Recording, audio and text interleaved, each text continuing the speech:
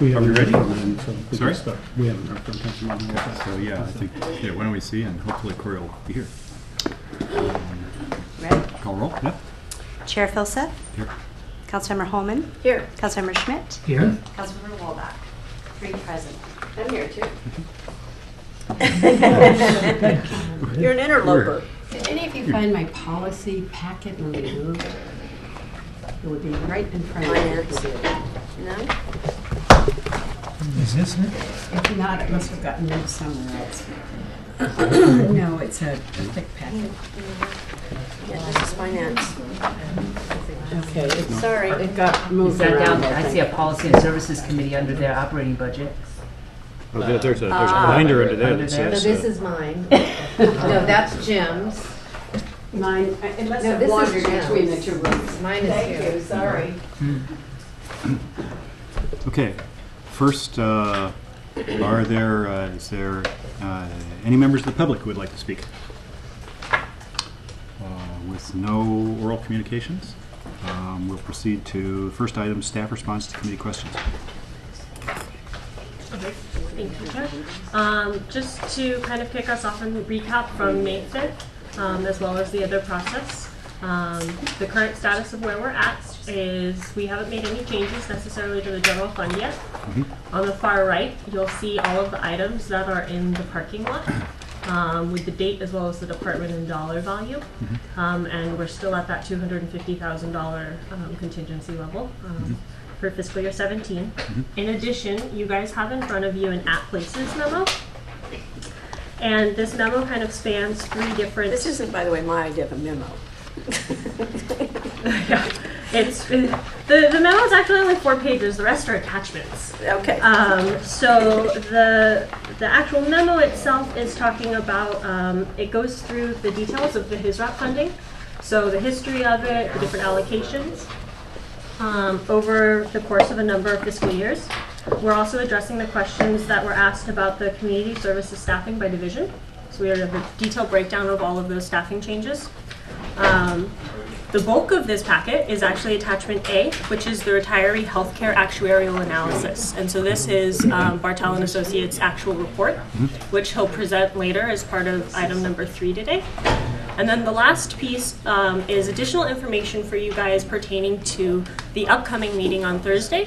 And this is backup for the Storm Drain Oversight Committee. It's a letter of their approval and transmittal associated with the Storm Drain fiscal year 17 proposed budget. So we'll discuss that piece as part of Thursday's meeting, but just some backup reference information prior to the meeting itself. Are these? They would like to. Oh yeah, we need these. Here's the app places, Oh, you here we guys. go. Sorry for the Sorry. meeting. Could we collect the app places? Quit holding you Unless all. you want to talk. The legal thing is I on don't it. know. I think this might be it. Yeah, there's those. Karen. All right, These thank guys. Pretty sure it's on Next time we just need to open the wall. No, they were So open. much problem. We don't have a remote phone I- now. Huh? Angry people. Okay. Giannotti came back. Hey, before you go. Sorry.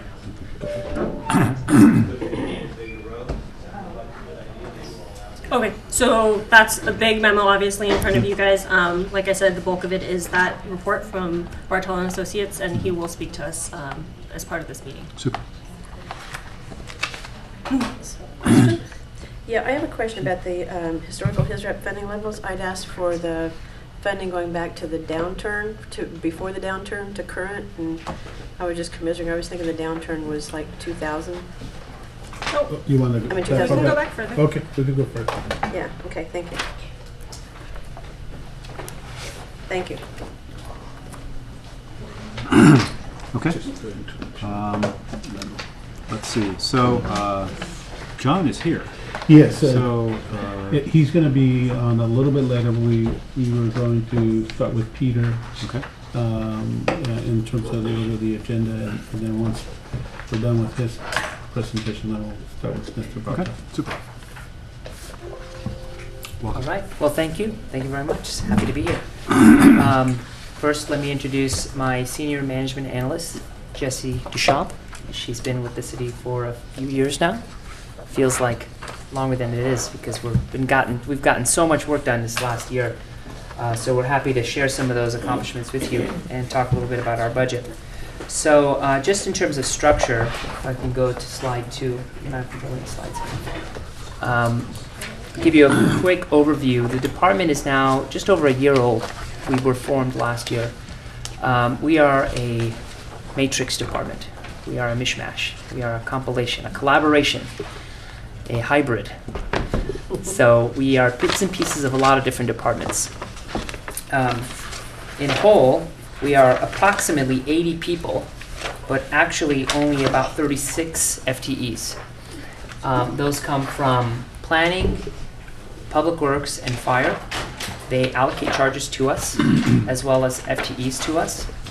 And then we take all those charges and we use those bodies to not only do the plan reviews, but we also use those bodies to do the inspections.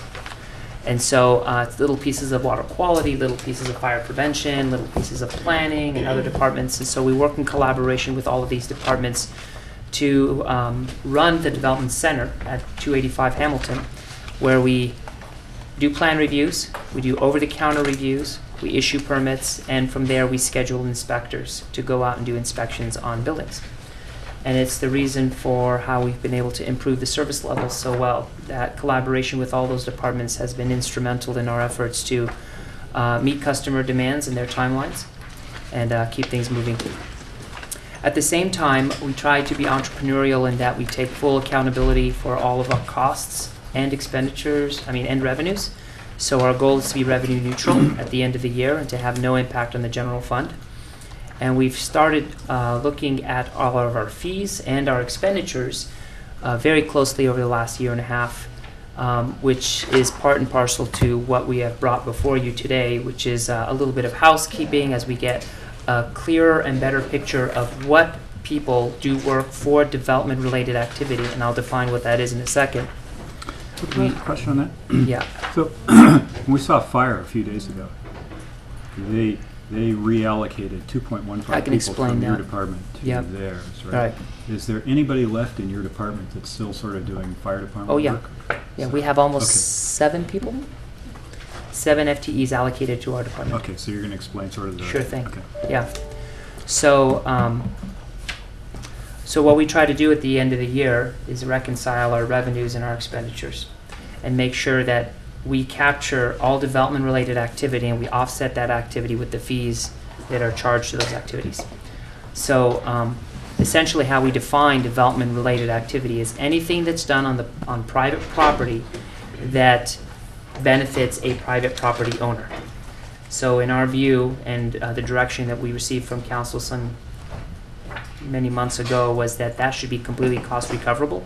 It shouldn't be subsidized by the general fund, and therefore we've attempted to try to establish what the costs are to provide that service, as well as what the related fees should be.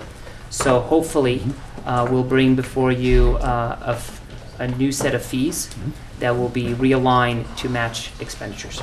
So that's not coming before you today, but hopefully before as part of this budget cycle. So with that, fire prevention that does all the plan checks associated with fire permitting, and they do a large portion of building permitting, 2 separate types of permits. We try to capture all those costs and then roll those into the fees. So that's the 6-7 FTEs that are charged to us from fire. They do those related works. Now they do, since they're fire prevention, they roll up and they actually report to the fire chief. They have, they're still full-fledged firefighters. So they're still required to do all the training necessary to be deployed to the line when and if they ever have the need for additional firefighters. Weekends, overtime, people are sick, whatever the case may be. So they need to be able to deploy to the fire during their normal operations.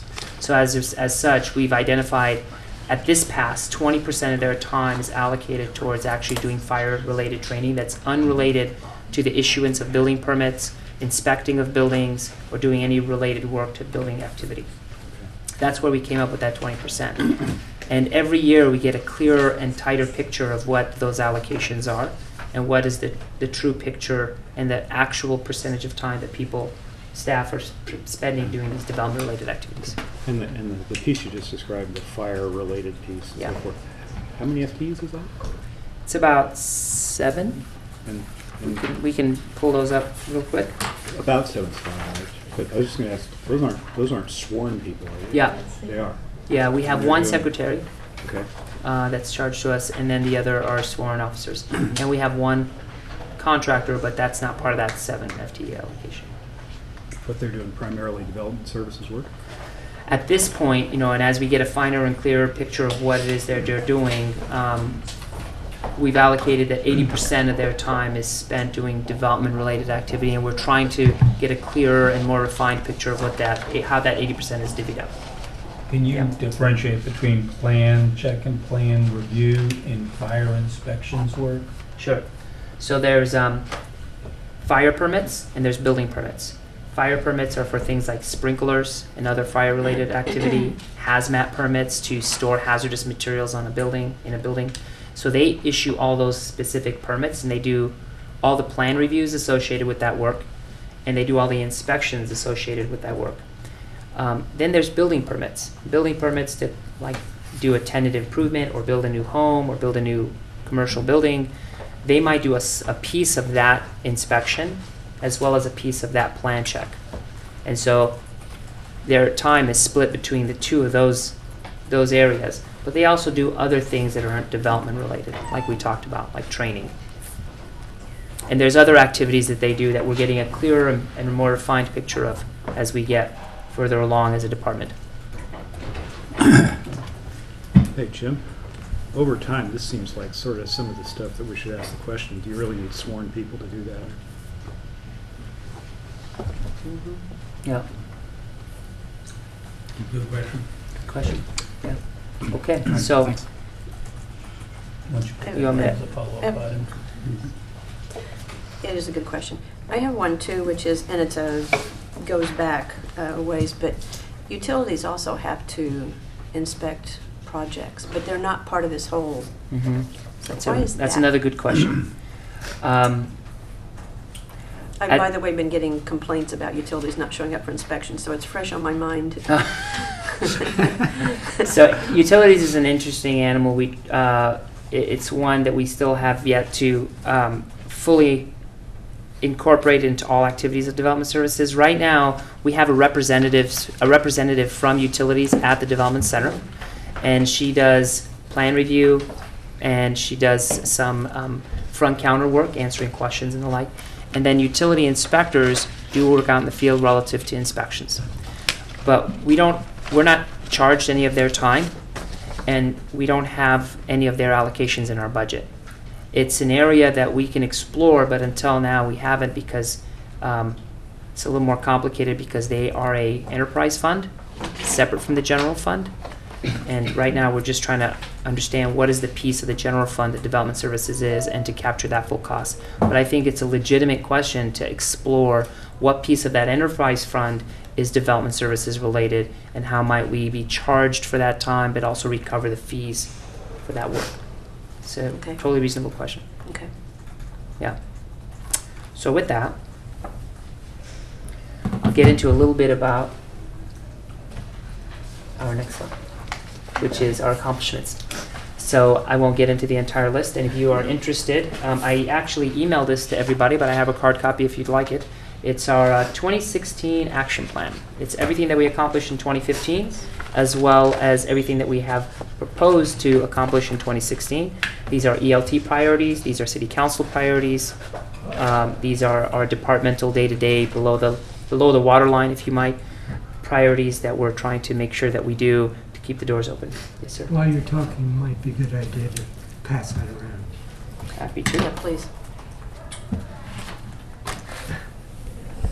Thanks. That's right. I think staff already has copies of these, but Just for you.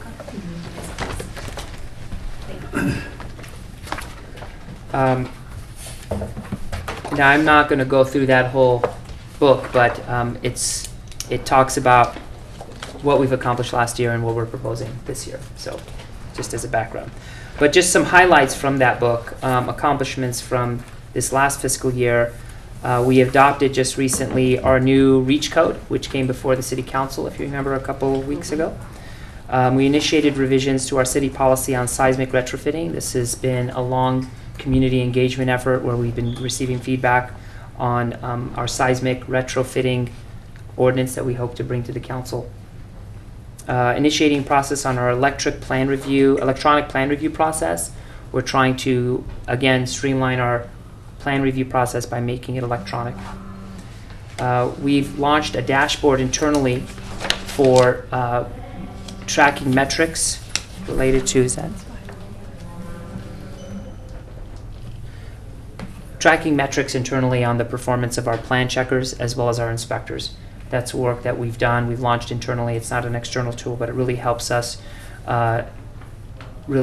understand where the lags in performance are, or where there's opportunities for improvement. We just launched our building inspection app. It's one of a few more innovations that we're hoping to release this year, but it helps customers schedule inspections out in the field. And then we've also started our fee study, which we hope to bring before you before the end of the fiscal year. And finally, the electrification study, the fuel switching study that we've started under the direction of a colleague's memo, we hope to bring to the council by the end of the year. So this is just a smattering of some of the things that we've done and we're doing. So 2017 initiatives. So we've already brought before you the REACH code, which is the energy portion of the building code, but there's a lot of other sections of the building code which we're going to be bringing before you as we get closer to the end of the year. The energy code has a longer lead time, so we need to bring that first, but you should anticipate a green building code, electrical code, mechanical code, etc. All those have local amendments, and we're going to be bringing those before you for adoption so that we can keep on track and have those enforced on January 1st. We hope to complete the seismic retrofit study by the end of the calendar year. Hopefully we'll be done with the fee study. We'll be done with the electrification or fuel switching study. And we'll also be continuing to monitor our streamlining efforts through our dashboards that we've created. Hey, quick question on that one. On the first one, the codes, so you guys presented the REACH codes, Yeah. right? But you're still working on that, right? What's your intuition about how much more carbon reduction do you think it's likely to be achievable through further code work? Do you think another 50% or another 10%, or is there like huge reductions? Another 200%? I mean, well, I think it's actually much smaller margins. The energy a building uses is the largest portion of the carbon that's used in a building. If you don't think about the embodied carbon in the actual building itself, the concrete, the wood, etc. One of us was going to ask that. Yeah. Sorry, And I'm go sorry, ahead. I didn't hear the first part of the question, 'cause I was making a note. How What much- was your question? How much more carbon might we realistically save we can through get the through ordinances and revamping codes? of our building codes? Right. I think the majority of the carbon that we've saved is by tightening up the energy conservation, Okay. and that's the biggest. So you think we've got most of it? We've got already? most of it Okay. covered, and that was a 6% improvement over last year. If you average out the residential and the commercial improvements that we're proposing. So It is, it was part of my, note that I was just making. So it is, some of it's data that it doesn't seem to be as captured, or at least isn't being logged in, but also the embodied energy and salvage, and because we're talking about REACH codes, but we aren't accounting for, as you've heard me say, we've Yeah. had talk conversations, but But you we're guys also are not, looking at that, right? yeah, so as part of our next code cycle. but we're also not talking about how much greenhouse gas is being generated due to development activities. So Mhm. manufacture of new products, transport of new building products and stuff. And so, and how it has to do with this is because Mhm. should we be charging a carbon tax for those kinds of Oh. activities? That's another good question. We'd have to have that in the context of a larger conversation with Mhm. sustainability. It's a policy decision, how the city wants to Mhm. move on that. It wouldn't reside in the building codes. It would have to reside somewhere else in the city policies and in the municipal code, but And it has to do, I'm really not deviating, it has to do with staff, level of staffing and stuff. So the REACH code is great, it's aspirational, it's all of that. But if you look at what the actual benefit is for the time spent, is the staffing that we have better used on something like this that could actually account for more savings and Yeah. capturing impacts?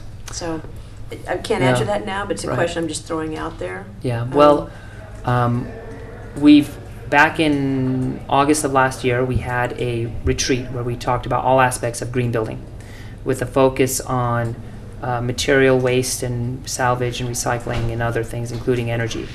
And the consensus of that group was that we absolutely want to heighten our efforts in the areas of salvage and recycling. So what might that be? So we've raised the standard for C&D, construction and demolition, and we've added a new element that we're going to be bringing before you in June when we bring our building codes about requiring a survey of the site prior to any demolition of exactly what is salvageable and what is the value of that salvage, so we can start to incentivize, promote, and expose the true value in the materials inside of a building for the people that do it. You know, that the building of awareness is the first step in moving towards potentially, possibly, if it's a council decision and direction, to mandate a certain percentage be salvaged. So we're moving and we're inching in that direction. But just in terms of comparisons, we recycle more than 90% of the materials that come out of buildings. That's not salvage, that's recycling. But compared to other cities, that's head and shoulders better than other cities do. So we're doing a phenomenal job already of recycling material. Could we do better? Yes, absolutely. It's a question of how far do we want to press and how far do we want to go, and that's totally up to a policy decision. And I don't want to deviate really much off of the budget conversation, but recycling takes energy too. Yes. And if we have perfectly good buildings, Yes. there's an impact of tearing those Right. down. So, I personally would like to understand that, but not not here, after though. hours Not or here, something. though. Yeah. Not here. yeah. So it goes beyond salvage, which is Yes. anyway, I so totally trying to stay understand. focused on this. Glad I'm in here. Thanks. Just went to check on things over there. We're better looking in here. You said that. Better looking Better. in here. We're better looking. Much more tame. Okay. It's all not a right. happy crowd, Jim. I didn't think it was going to be. Okay, so if I can divert your attention to slide 5. This is a very simple, this is like an appetizer when it comes to budget. I'll let you get into the heavier, meatier stuff later, but our staffing proposal, our budget proposal is very, very modest. We're asking for 3 things, and they're all pretty minor. The planning tech position is a net neutral. We're asking for a half an FTE, but we're offsetting it with a half FTE that's being returned to planning. And so it's a net zero effect on our operating budget, but it looks like we're asking for an additional $55,000. The second item is a staffing realignment. Through the process of studying the revenues and expenditures associated with developing the department and providing the services, we've reallocated and realigned positions like the fire positions. So that's the realignment of the positions that actually do work in development services versus don't. And the state Model Water Efficient Landscape Ordinance, MWELO, is a state mandate passed by the governor's office to restrict the amount of water used in landscaping. And so we're implementing that. That was due February 1st. And so that's just the cost of implementing that state mandate through contract augmentation. You said it was a Quick- contractor? It's a contract, yeah. It's a small piece. So is that contractor also helping people or give advice to people, counseling people on how to get a required landscape plan accomplished? The reason I ask, and it's just a side comment, we won't go depth on it, but the reason I ask is because one of the other complaints I got today was because somebody who has a fairly large parcel spent a lot of money because they didn't know how to otherwise, with a consultant, because they didn't know how to otherwise satisfy the landscape requirements. So is this person, Mm-hmm. So this was an executive order that was dropped on the city. So we had to react to that executive order, and it's a very thick. If you remember, I came to council to amend that plan to make it a little easier, but what we ended up with was enforcing the state mandate, which is very complicated and thick. So trying to distill that for customers has been a challenge. Since then, we've released and created a new section of our webpage and videos, instructional videos on how to decipher that requirement, and doing a lot of sessions with architects to help them understand what the requirements are. It is complicated. We're doing our best to explain it, and that is a big part of it. That's 50,000 is to help educate, train, and make sure that people understand what the requirements are, create new forms, procedures that help walk people through the process of complying with this water efficient landscape ordinance. It's basically a water budget that you're allowed to use to water your lawn. And it gets into some complicated math. But the answer to the question is there's not sufficient funding or service provided here to do consultation and advice with people on their landscape plans themselves, Correct. are they? Correct. What we're proposing is to create a program that with those dollars to help create websites, instructional videos, forms, and procedures. Yeah, something like that I think would be helpful because, Yeah. I mean, this couple spent literally hundreds of thousands of dollars to get their plans, with a landscape architect, get their plans approved. So they just didn't know, they didn't seem to have or understand good guidance otherwise. So don't want to go down that path, but just since it's here. Well, this is one of many landscaping type requirements that we have, and it's a new one, so it was just effective February 1st. Don't know if it was the cause of that confusion. Yeah. So that is our budget in a nutshell. Happy to answer questions. Sir? Okay, very straightforward, Yeah. with the exception of the staffing realignment. Yes. Happy to get into that. For me, you haven't made a case. Go back a couple years, there weren't any fire positions in the development department. Yeah. 2014, there were 6 added. They're down to 5 now. What did you do before 2014? Before 2014, Development Services wasn't a department. It was part of Planning Community Environment. It was a division within the department. And Sherry Nixat is actually here. She was here back then. But essentially, it wasn't its own department, and it wasn't set up to be cost neutral. Right. And so those costs weren't absorbed into the entire department. Okay, let's look then at the current situation. Okay. You have, from your picture that you showed Yep. on the cover, I Mhm. counted at least 3 firemen and a uniform. Yeah. So they represent fire needs, inspections, and Right. fixes up. What you're doing is not taking out the fire positions, but you say they spend some time training to be firemen. Aren't they training then on the things they're inspecting? No.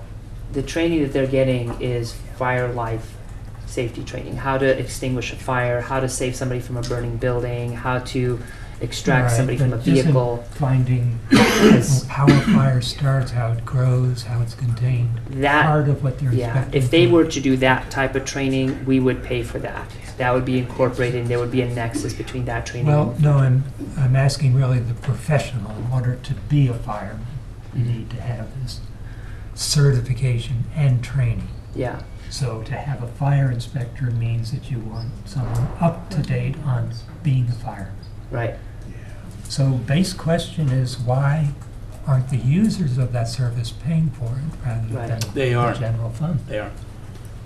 Unless I'm missing something, isn't that true? Say that one more time for me? The training related to the fire inspection work. No, I'm saying the Oh. training Related necessary to the to be a sworn. fireman Mhm. should be paid for by who's Developers. using them. Right, and that's the general fund. They're not using them, they're lined up here with the development. Well, we can't, I don't mean this sounds sniffly, we can't actually cut those people in half and put half of their picture in there.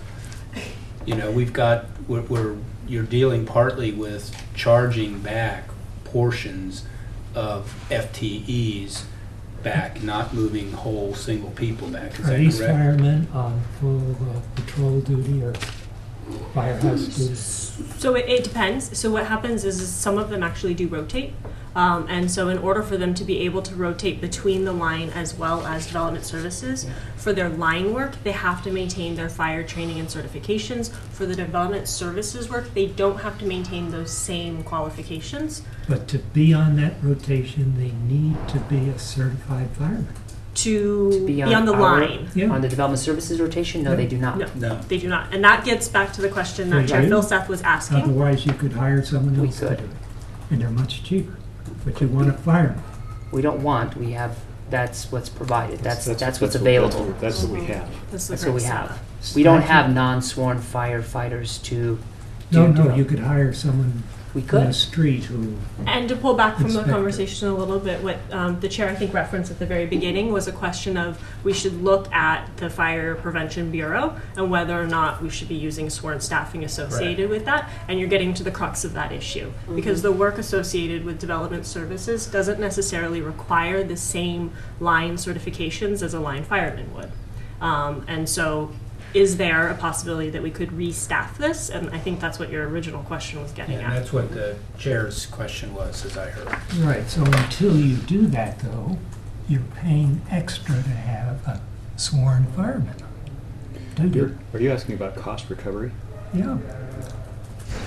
So, you know, rather than have the general fund, residents, sales tax pay for this portion of their time to be a fireman, why aren't the people who are using it in inspection? So can I just get clear, though?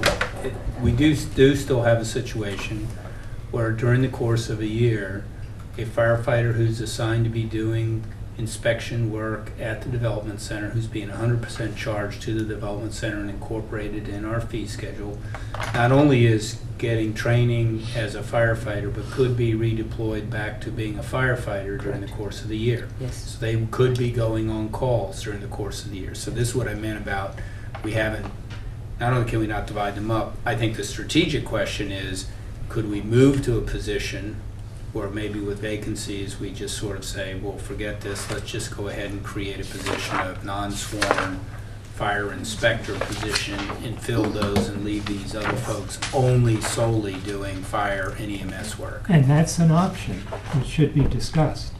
But to ask for a subsidy from the general fund in order to do this is a different question. It seems to me that this is a clear case where if you're using... Well, let me just, Let me give an example from another field. If you're a doctor, you're running a medical healthcare service. Part of the time you're a doctor, part of the time you're sitting in an office looking at finance and administration.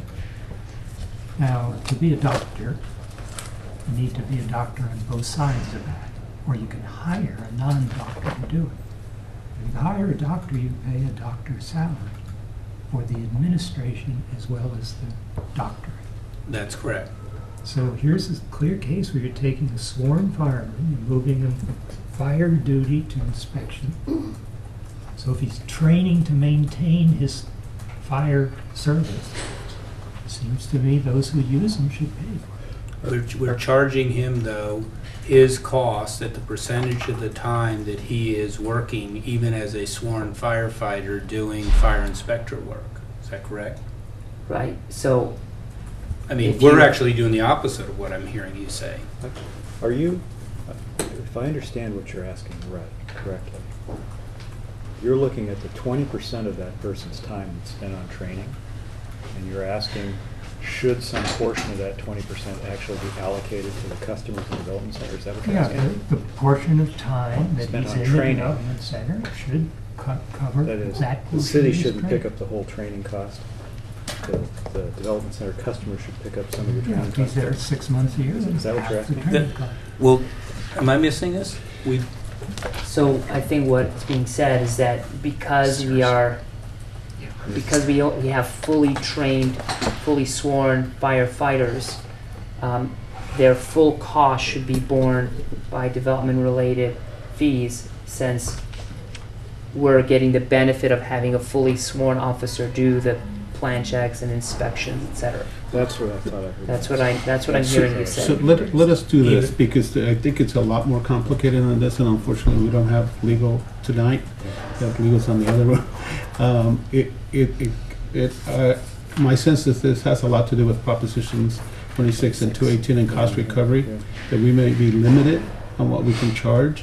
This has been an issue. We had a resident of another agency contact Jim and myself, because it was the same point.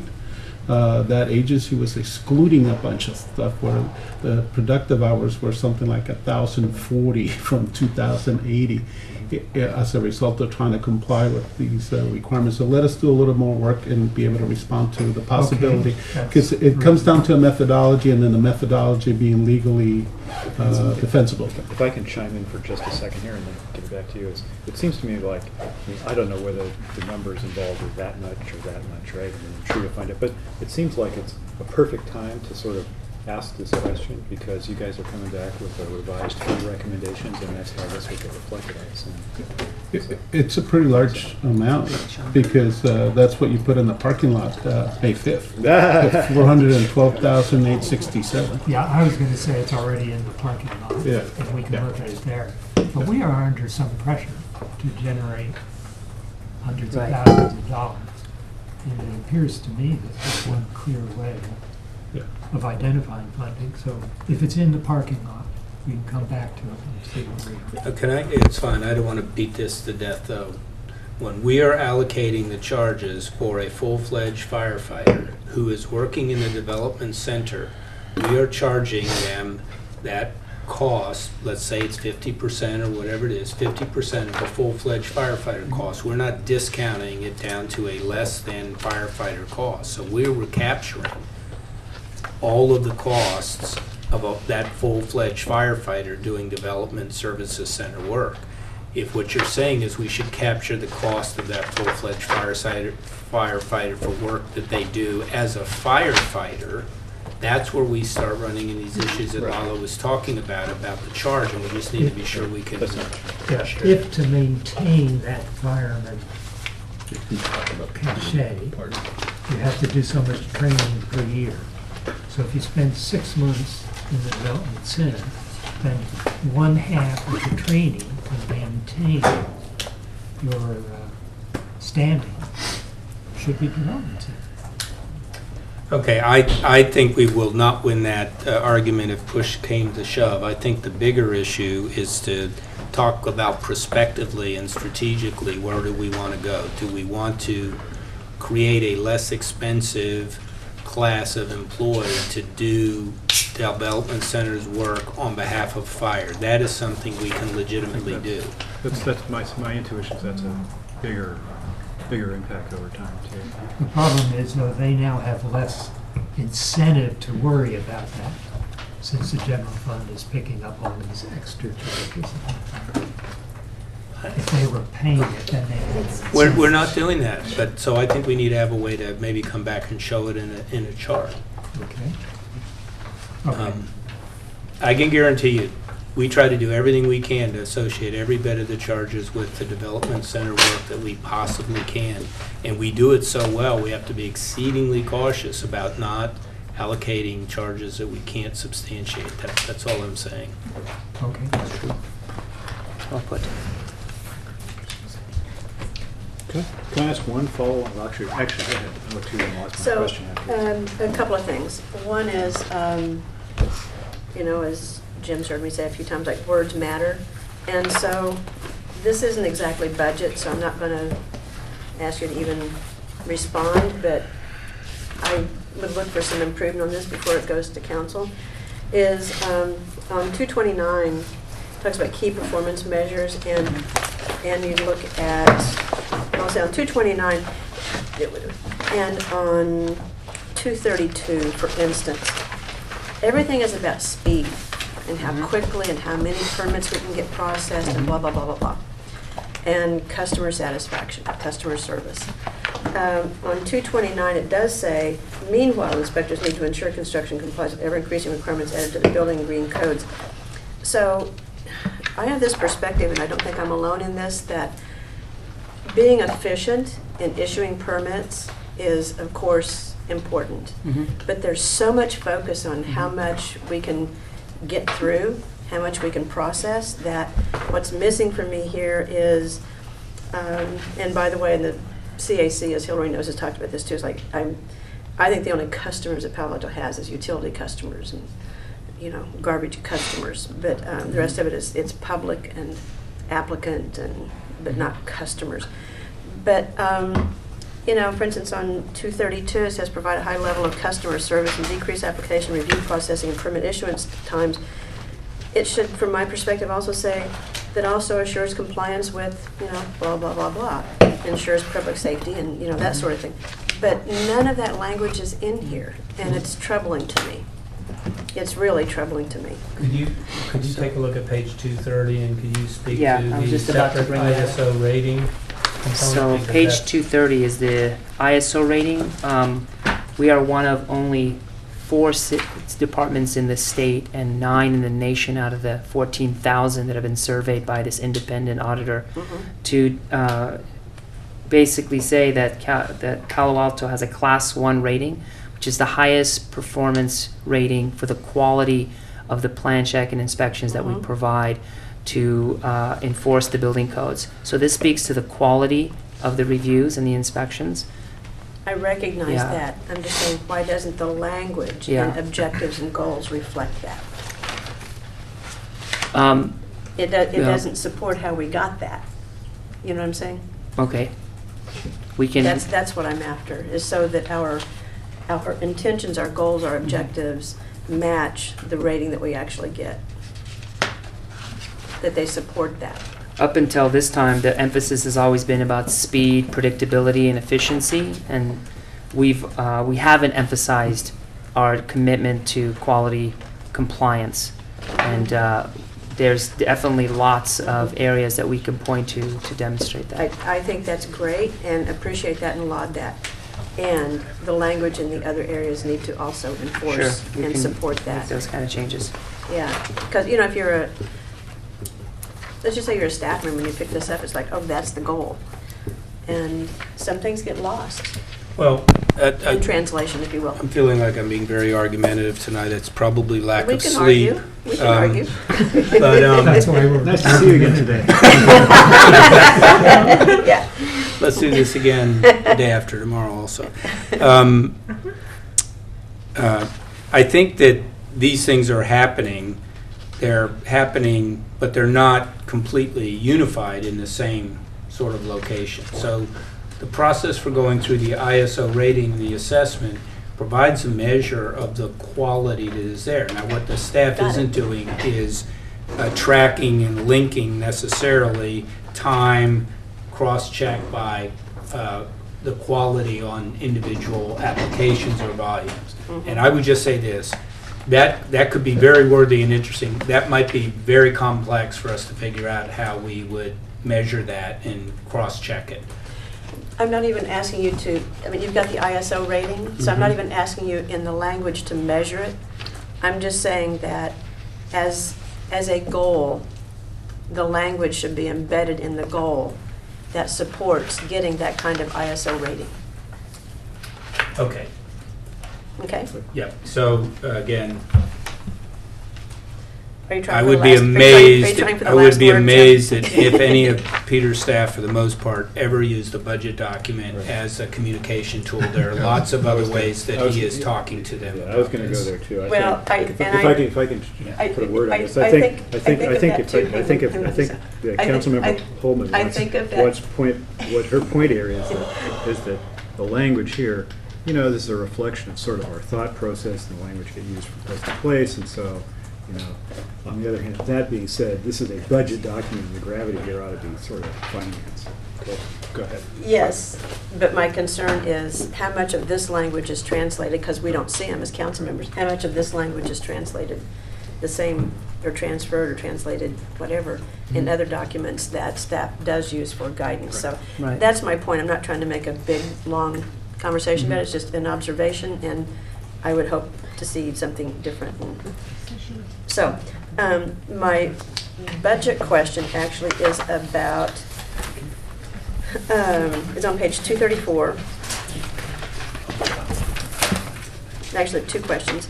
Why is it that we're seeing or projecting a decrease in, permits and licenses for 2017? I mean, there's talk of a downturn, but we haven't seen a downturn, so why is that down?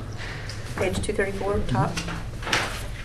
Decrease in Permit and license revenues. The actual number of revenues, if I can turn your attention to the SCA report, building permits and revenues don't exactly track. Building permits stay relatively flat in Palo Alto. They hover, the number of building permits issued per year might go up or down 100 or 200 permits a year. But the most important thing is the valuation. The valuation of those permits might track much higher. So there's a permit for VMware, which can be millions of dollars, and there's a permit for a bathroom remodel, which is tens of thousands. And so we might get the same number of permits, but they're vastly different. And so what we've noticed is a devaluation of the permits, this tracking this current fiscal year. And if you look at the valuation of construction for issued permits, it went up slightly from 2014 to fiscal year 2015, but we're starting to see in 2016 that it's starting to track down. So we're starting to see a softening in the valuation of the permits, not necessarily in the number of permits. And that's really what you want to follow, is the value. Okay, so you're already seeing that Yeah. trend. Okay, that was what I was looking for. Okay, then the other thing is, you have, part of this is in planning and part of it is in building. You have code enforcement officer and code enforcement lead. What kinds of things would code enforcement do in the development services arena? Building without a permit, construction without a permit, unpermitted activity that's building related, versus in planning, you might have violations of conditions of approval or other planning related items. Okay, all right. Thank you. Yeah. Councilmember Wolbeck, any questions for this? I didn't have much. Let's see. Thank you. Yeah. I was gonna say, looks to me like total budget for development services goes up 2.3 after you include the transfer of the 2.15 out to, Yeah. or net of the transfer. So it looked to me like it was about 7% if you back out that and the 600K fire. Yeah, so the which majority is- of that 2.3% increase is broken into, Well, it's more like 7% if you back out the 2.15 heads from the previous year. yeah. So the salary and benefits, if you back that out, the Mayfield Development Contract Service was basically a pass-through. So we received revenues from that project. We put them in a separate account, and we've been using those revenues to offset the expenditures related to the contract staff doing the work. Oh, really? Okay. Yeah. So it's really just a pass-through. Okay. Cool. One question before we do motions. We sort of here's an example. You got 7 sworn, since we're having a discussion about sworn. Are there other parts of the city where there are sworn employees doing sort of other kinds of work than direct engagement and fire and police work? I can think of one where when we have recruitment issues in dispatch, our backup plan is to have police officers step in. Let's back up. Right. But not as a direct function that I can think of. So you don't think there's sort of a smattering of this kind of work being done in community services and planning community environment, stuff like that? Mostly development services? Let us double check, because I'm going off the top of my head, but from my recollection over the years, I don't recall hearing. All right. Thank you very much. Any other questions from the committee? Motions? I move that we approve the budget with the Tentatively. staffing realignment in the parking lot. It's tentative. Can I ask a question on that? The staffing realignment, we, that's those people, we already accepted those people in the fire department. Those people go to the fire. The 2.15 The are 2.15. already in the parking lot. Right. So this just The balance. does the same thing. Councilmember Smith wants to put the balance in the parking lot. So those whole 607 would be for discussion in the parking lot, because right now. But it's the same 607. Yeah. The 2.15 and the 607 tie together, right? 412,000. 412,000 is the 2.15 that you already have in the parking lot. So Okay. basically, with round numbers, another 200,000 in the parking lot. Okay. So I'll second, but didn't it tentatively approve? Yes. Tentatively approve. Yeah. All in favor? Aye. Motion passed unanimously. Thanks, Thank you very much. Thank you. Well, we do the switcheroo and have Mr. Bartel come up. Let me just cue it up for discussion. Oh, I'm sorry, I kind of jumped again. Go ahead. Every 2 years, we're required to do an update on our retired medical actuary. And so we hired Mr. Bartel through a competitive process. We went through an RFP process and competed with other fellow actuarial firms, and we selected him and had him do the report for us. And so that's the reason he's here tonight, to present to you the updated report from the data set of 6/30/2015, which is a requirement, like as I mentioned. Very good. Welcome, Mr. Bartel. Thanks for joining us. Thank you very, very much. Can I ask a logistical question? So do I got you covered. Okay, you got me? Thank you very much. So we'll, as thank you.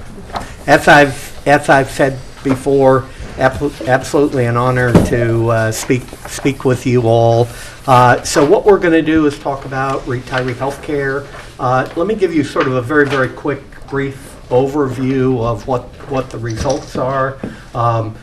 We are, the liability is very slightly higher than we expected from the prior valuation. The assets are slightly lower. That net result has an adverse impact on your unfunded liability, but it's not what I would refer to as dramatic. So maybe if we go to next slide, we'll go very, very quickly through the summary of the benefits. You all have what the city refers to as benefits in 4 different groups. Groups 1, 2, and 3 are generally speaking, this actually varies a little bit by bargaining group, but it's generally speaking people hired before 2004. Groups 1 and 2 are people who have already retired. Group 1, full premium provided by the city. Group 2 is premium limited to the second highest, and then Group 3, these are for folks hired before 2004 but retired on or after May of 2011. You have fixed dollar caps. You have a history of increasing those dollar caps. And then if we go to the next slide to group 4, those are folks hired, generally speaking, on or after January 1, 2004. You all have what I think of as the PEMCA vesting schedule, the way the PEMCA vesting schedule, CalPERS medical vesting schedule, the way that works is you need a minimum of 5 years of city service to be eligible for the benefits, and the caps are applied to statutory amounts that are very, very close to your dollar caps. What also happens is employees who are in Group 3 have the option of opting for the vesting schedule for PAPOA, PMA, SEIU, and IAFF. All active employees in Group 3 opted for Group 4, and the primary reason for that is most of those folks have a significant amount of service. When you get to 20 years of service, you do not need to retire directly from the city to be eligible for the benefit. So Group 4 is actually very modestly more expensive than Group 3. Surviving spouses get 100% of the benefit, and then we had included in the prior valuation what we refer to as the implied subsidy, and the implied subsidy is you allow retirees to continue to participate in the medical plan. The premium paid for them is not sufficient to cover their expected claims. So the actuarial standard of practice requires us to include expected claims rather than the premiums. So if we go to slide 4, one more. If we go to slide 4 and 5, look at your demographic information. A couple of notable things. We showed 2003 in total, but 2015 valuation broken out between miscellaneous, police, and fire. For both police and fire, you have significantly more folks retired receiving the benefit than you do active employees. For miscellaneous, it's about even, about a 1-to-1 relationship. And then if we go to slide 5, what you see on slide 5 is that the no active employees in groups 1 and 2, all retirees. So groups 1 and 2 really are made up of people who have already retired. That's where the bulk of your liability rests. And then really groups 3, very small number of active employees, and Group 4, that's really where the bulk of your active employees are, but very, very few retirees in that group. And then slide 6 is the actuarial methods. The one thing, I think, 2 things on here that I think are worth noting is in the prior valuation, we used a 30-year amortization. Because that was 2 years ago, we're now down to a 28-year amortization. The idea really is that if you don't sort of have a closed amortization period, then you really are not paying off your unfunded liability. That long amortization period, though, means you should have an expectation that it's going to take a while before your unfunded liability is paid off. So that's item of note number 1. Item of note number 2 is we're using market value of assets to determine your unfunded liability. Because we're using a market value, there is significant volatility in the unfunded liability, and that's really what we saw in this valuation. June 30, 15 investment return, not particularly good, and the expectation is for June 30, 16 will probably not be particularly good as well. Then if we go to slide 7, 2 items that I will point out here. We used a 7.61% discount rate in the prior valuation. That was the highest discount rate that CalPERS would allow us to use and have you all continue to pre-fund through their trust. We have dropped that to a little more conservative 7.25% discount rate.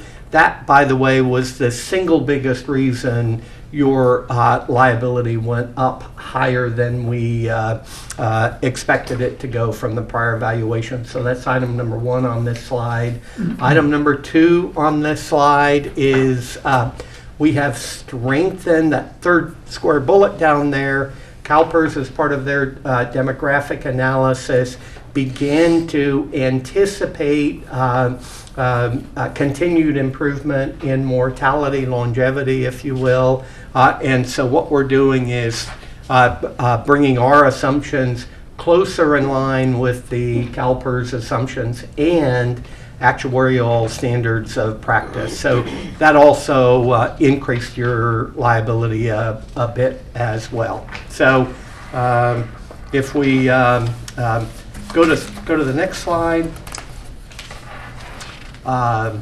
what we see, you really see your market value. The key item in my mind on slide 8 is you have we're projecting you to have about $82 million in assets set aside for your retiree healthcare obligations at June 30, 16. And then if you look at that lower row, what you see is the significant volatility in the investment return from one year to the next.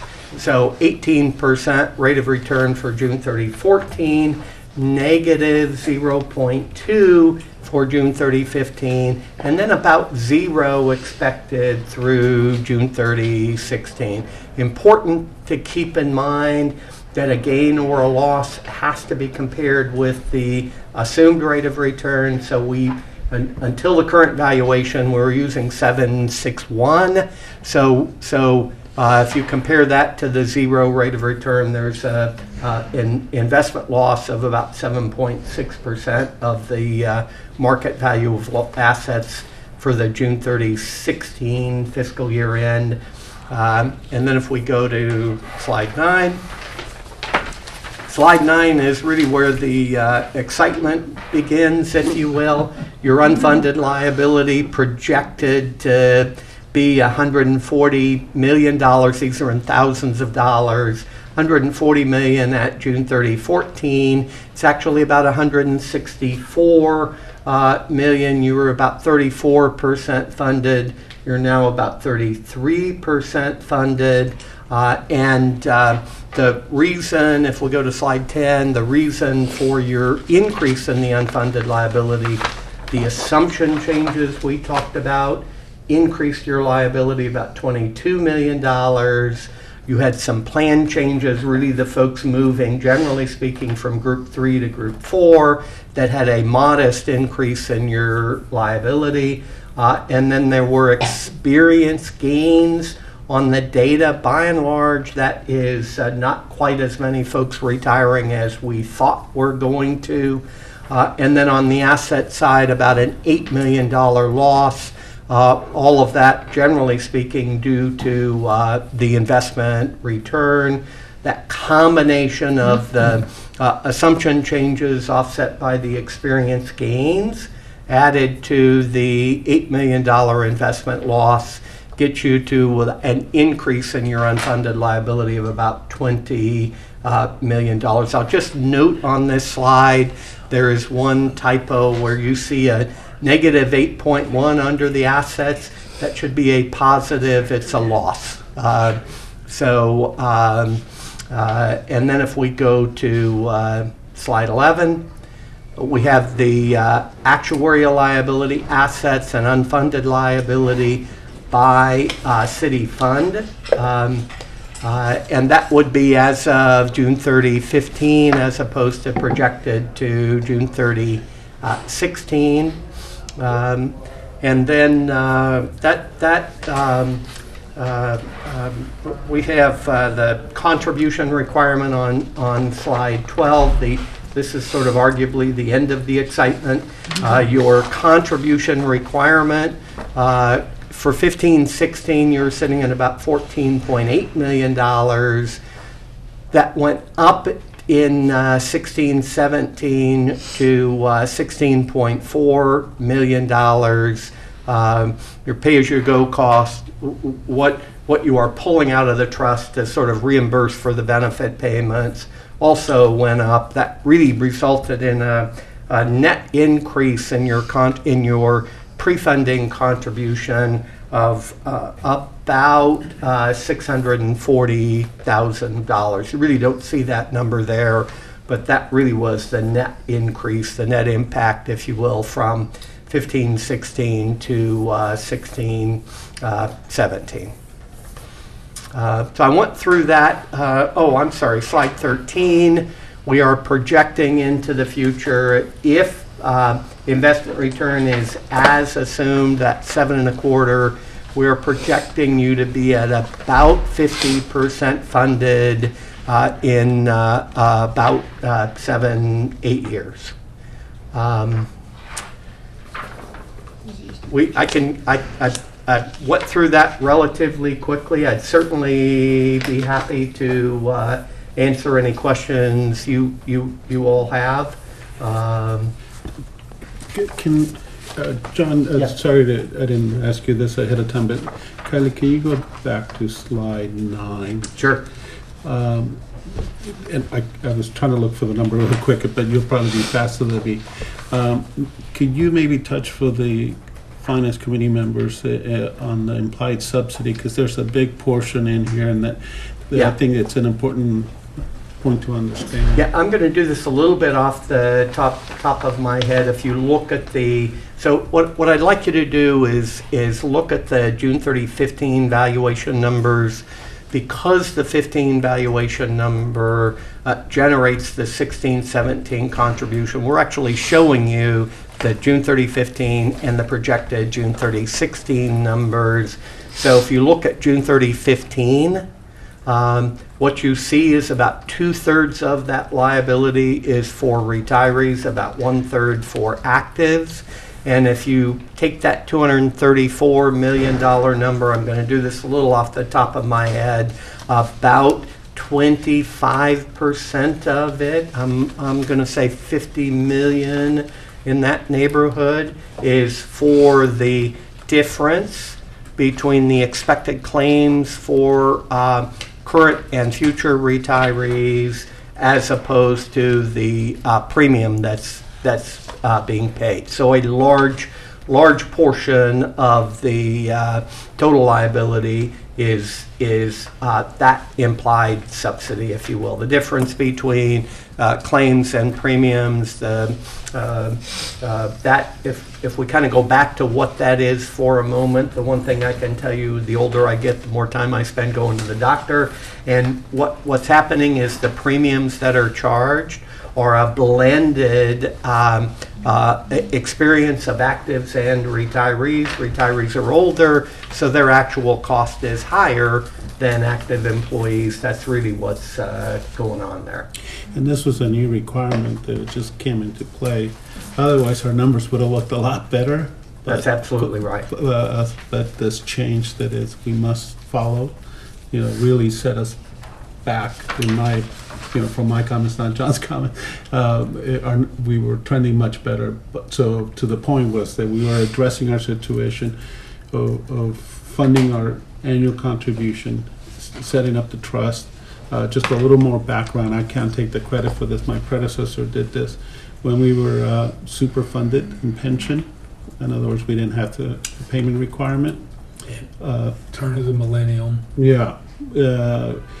He continued to charge ourselves like we were going to make the payment up to PERS for pension, put it aside, and we accumulated roughly about $25 million at that point, and that was the seed money that is now to the 81. Mr. Chairman, could I ask a follow-up question? Please.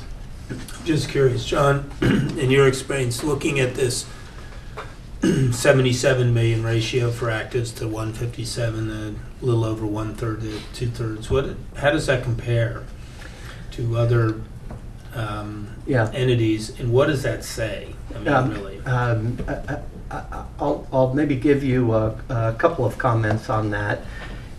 When we look at our city clients, if you will, I know this is a little simplistic, and it's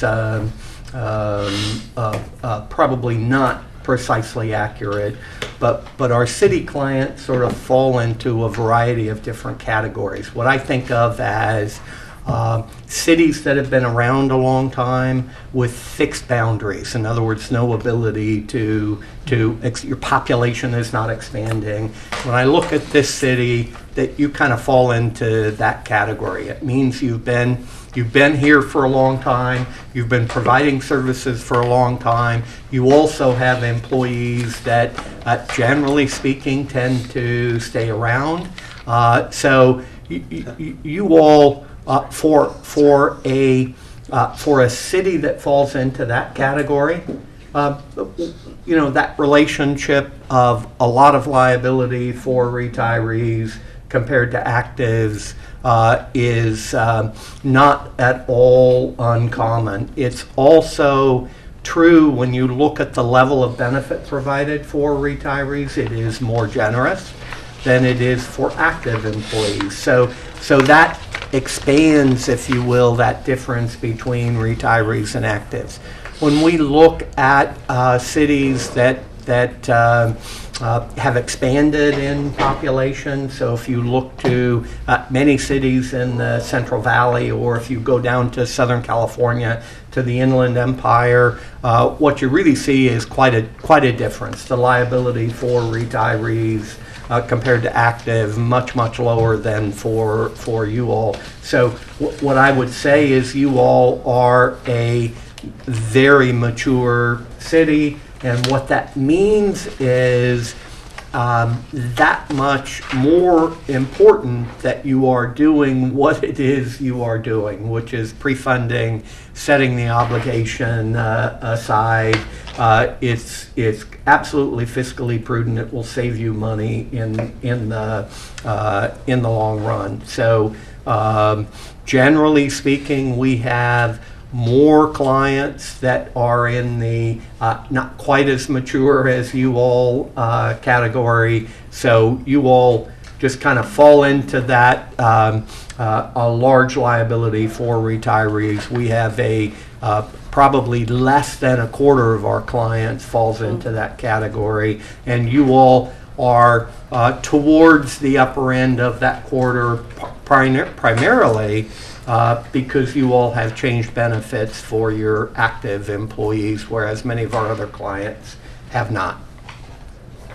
Thank you. Sorry.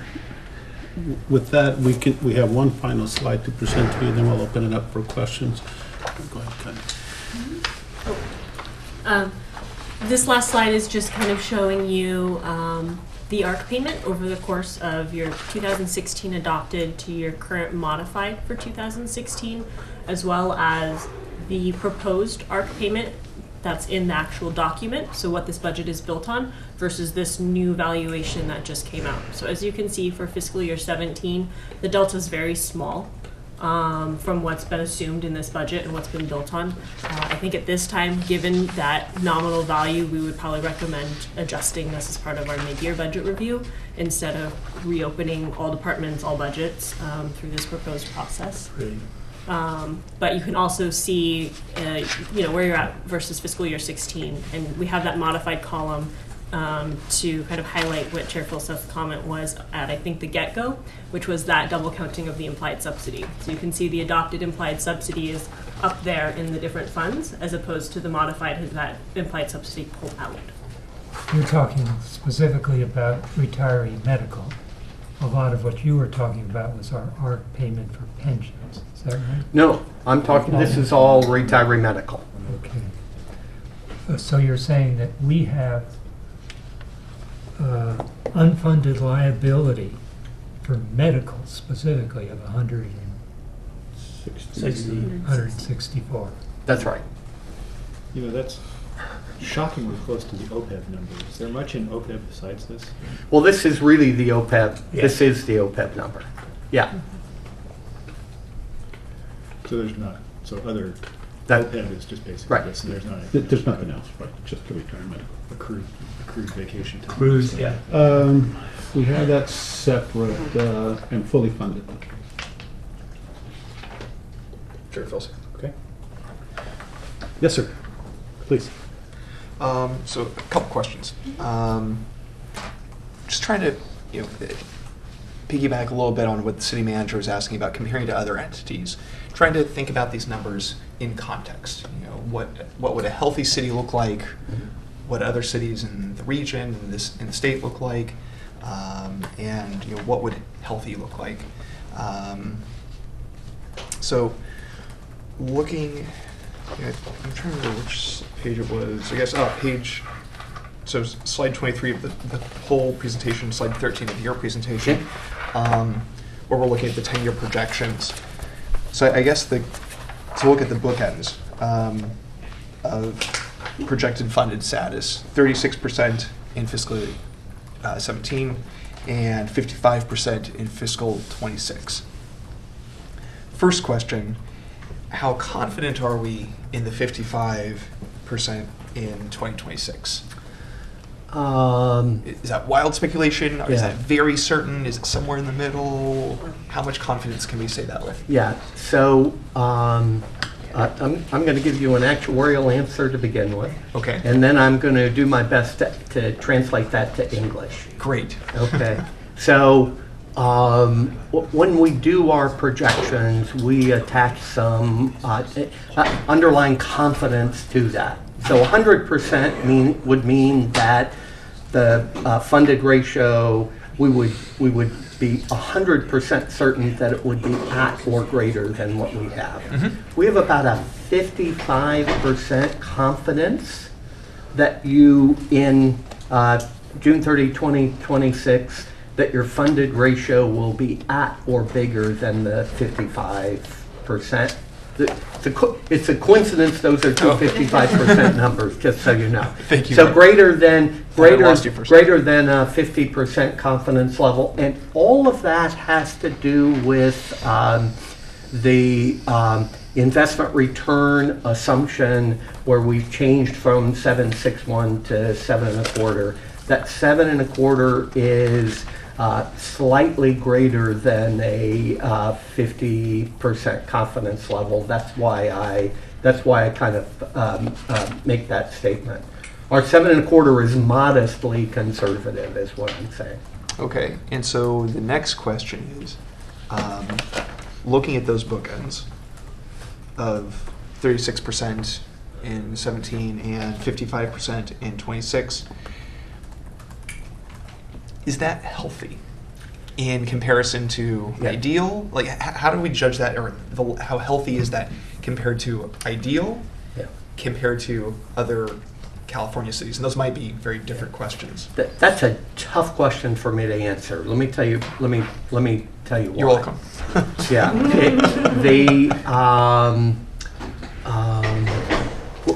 I'm not a finance guy. We have clients that. And let me just say, staff, feel free to jump in here too as well. We have clients that range from what I would characterize as very healthy cities fiscally, and we have clients that are not so healthy. We have the city of San Bernardino and city of Vallejo are both clients of ours.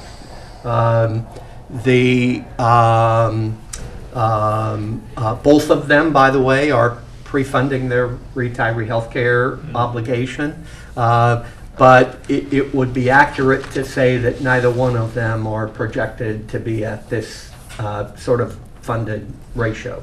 We also have other clients that are very, very healthy clients who are not pre-funding their obligation. And for me, because I'm not a finance person, hard for me to use the term of healthy versus unhealthy. I can tell you how these numbers compare with our other clients. I can tell you that historically agencies did not pre-fund these obligations. We would really have an expectation that these funded ratios would probably be in the above the upper 1/3 of, if you looked at all of our clients, we would probably have at least 2/3 of them that would have lower funded ratios than these. So at least we're doing better than some others. Yeah, I would say you're probably better than more than 2/3 of our clients. What I will also tell you is our clients probably have a tendency to pre-fund more than our non-clients do. And I'd be happy to tell you why I think that is, but I have a high degree of confidence in that. So if you compared these numbers to all agencies in the state, I'd be surprised if you were not in the upper 20%. I don't know that. Our clients I know, our non-clients I have a sense, I just don't know.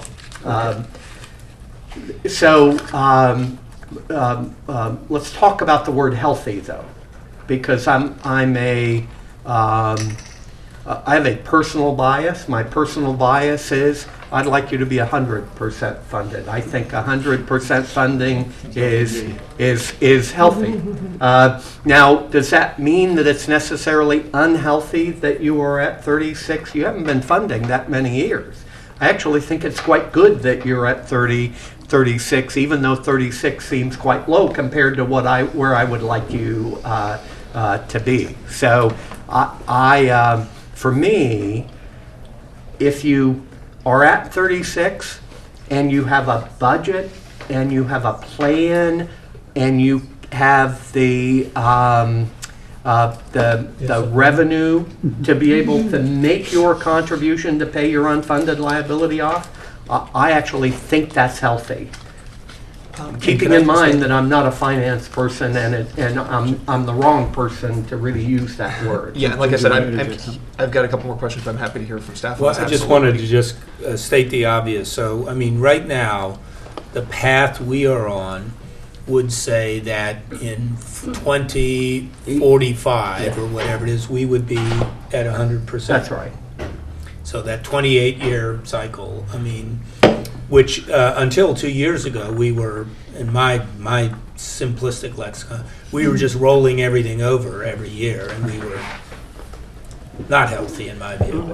I'm going to ask a follow-on for this particular topic, though, which is if you look at the unfunded pension liabilities, I mean, the whole state, right, went from basically everybody was fully funded at the turn of millennia to where we are now. Right? Was that also the case with these expenses? Were they also fully funded at the turn of the millennium before Great Avis? No. Okay. No, in fact, you all were zero funded at the turn of the millennium. You had no money set aside in an irrevocable trust. So let me kind of put this into perspective. To the best of my knowledge, there were less than 10 agencies in the state at the turn of the millennium that had any money set aside. Okay. And all of the ones that we did work on did not have it in an irrevocable trust. They had it in a agency fund that could be moved. So that it was the rare agency that had any money set aside, and to the best of our knowledge, nobody had money set aside in a trust. I did not know that. Okay. Yeah. Sorry, go ahead. No problem. It was a good follow-up, actually. So those responses actually might have answered a couple of my my other questions. And just going back to making sure I understood you, that some of the things that are outside of our control that are happening, things like people are living longer. That's impacting this, right? There's the discount rate change. Yeah. There are things that are changing that are increasing this, even though we're trying to put more money in. Yep. And so I guess what I'm really just trying to do here is get a real sense of where we are compared to other cities, and again, as we were just discussing, just because we're better than other cities, it might be damning by faint praise if everybody else isn't doing anything. Right. So we're certainly better than we were in 2000. We're better than a lot of cities, and maybe even most cities in the state. That's good to hear. So what I'm really trying to identify is get a grasp of, for all of us, I think it's important, and the communities, are we on the right track? Are we in some risk? Are we totally screwed? That's... Yeah. It just took 50,000 foot level analysis, and so I think that is definitely helpful. I guess the next question is, really maybe more for staff, which is, could we do more? Should we do more? Do we need to do more? Or, does staff feel like we're really on the right path? Good point. And I think you have given us that direction as a council and committee for us to explore options, not just for pension, but for retiring medical. So I think our first step is try to address the retired medical, the pension that we started that discussion with you most recently, the 1.3, well, modest, it's a start. And we want to find a way to incorporate this into future policies, decisions, funding. To answer some of your points earlier, California for Common Sense, which most of you may be familiar with, a couple of years ago put out an article about the top 20 cities in the state. I was shocked that we were one of the top 20 in terms of size and budget.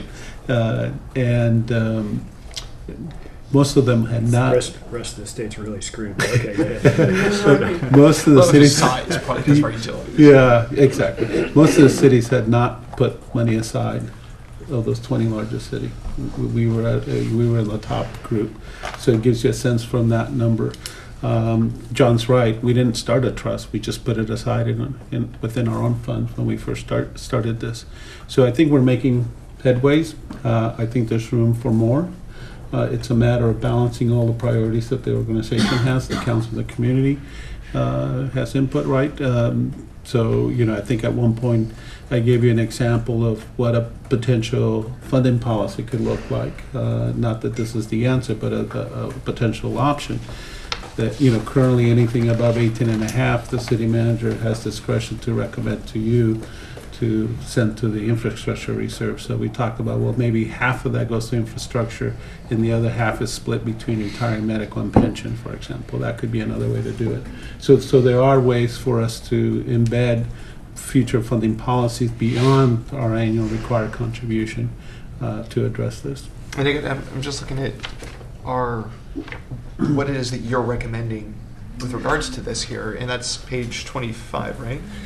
Correct. That you accept our recommendation of the proposed budget for the retiring medical, which is an updated number. I forgot to. It's which page was 480. that? Sorry. 480. So our recommendation is that you accept the numbers that we have in the proposed budget, and then we'll come back in the mid-year and adjust it to the latest revised number that Mr. Bartel and his staff had calculated for us. In our mind, it's a small difference that we can definitely adjust at that point. Okay, that's it for my questions. Thanks. Okay, Councilmember Woolman. The differential is not very large, and I'm just wondering if that difference, depending on what happens in the world in the next months, but could that differential come out of the $2 million that we set aside as I forget what it's called. Yeah, we called it an uncertainty reserve. Yeah, could we just take it out of that so that we're not doing a BAO or something of that nature? We may even be able to absorb it, so let us come back to you with the recommendation, because if revenues are better than anticipated, that's another source. Okay. Yeah. I did want to just add one thing about feeling good about where we are, going back to that chart that had 55% payment level by 2026. The fact that Lalo is committed to staying as CFO to 2045, I think there's a lot of reason for you to... And if we get to 2045, and the city's not physically underwater. Well, we will definitely be one of the most mature cities in the... at least the party at Lalo's house in 2045. Lalo's hair color hadn't even turned yet, so you got, Councilmember Schmidt. I'm sorry, were you done? Yeah. Okay, Councilmember Schmidt. I guess I'm not quite so optimistic. If you look at the 5-year return rate, it's around 4.2% per year. We're assuming 7.25. So reaching the 55 is somewhat under a cloud. Let me just turn, though, to the practical thing of this year's budget request. I'm surprised that you're making the assumption that older people pay more for health care. No, let's be clear. What we're talking about when we're talking about the implied subsidy is older people who are not Medicare eligible. I did not make that clear when I said that before. Right. I really want you to understand that. So if we're talking about somebody age 60, yes, the medical cost is higher. Once you are eligible for Medicare, then those folks are rated separately. There really is no implied subsidy for those folks. Well, the subsidy disappears. Disappears at Medicare eligibility, that's right. So it depends on... So the 55 might come from the fact that under Tier 4, yes, people will be retiring at 60 instead of 57. Yeah. There's really two reasons why it's a relatively big number. Number one, it's your safety folks who retire noticeably before 65. And then if you kind of think about this a little simplistic, if you did not pay, you can't do this, but if you paid none of the premium and let retirees participate in the plan, then the implied subsidy would be a much bigger portion of your liability. So really for Group 4 in particular, Group 3 and 4 in particular, it's a bigger portion of your liability than it is for Groups 1 and 2. Okay, let me turn to our long-range financial forecast and our numbers we use for negotiations. We have been looking at department by department, salaries, benefits, medical costs, and retirees. And I note that this year those numbers have changed a little bit because we're taking the subsidy out of the departments and paying it separately. $2.1 million, $2.3 million. Now that changes our salary and benefits that we are building up in each department, but it no longer shows up in the department. You turn to the police and you say, oh, retiree benefits have gone down. Turn to fire and say, oh, retiree benefits have gone down. But actually what we're doing, it took me a little time to find this, what we're doing is transferring the $2.3 million from our earnings from utilities. Is that right?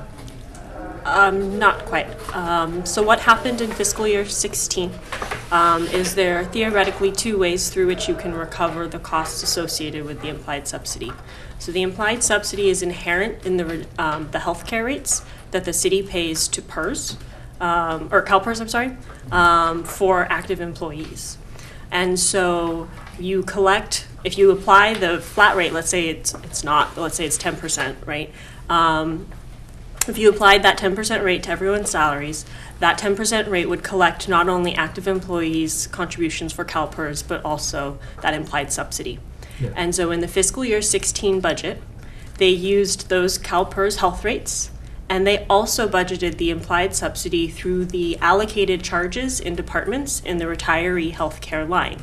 So instead of budgeting $2.2 million, I can't remember what the exact number is, once, either in the benefit costs of healthcare or the benefit costs of retiree healthcare, it was budgeted in both places in 16. So it was double counted.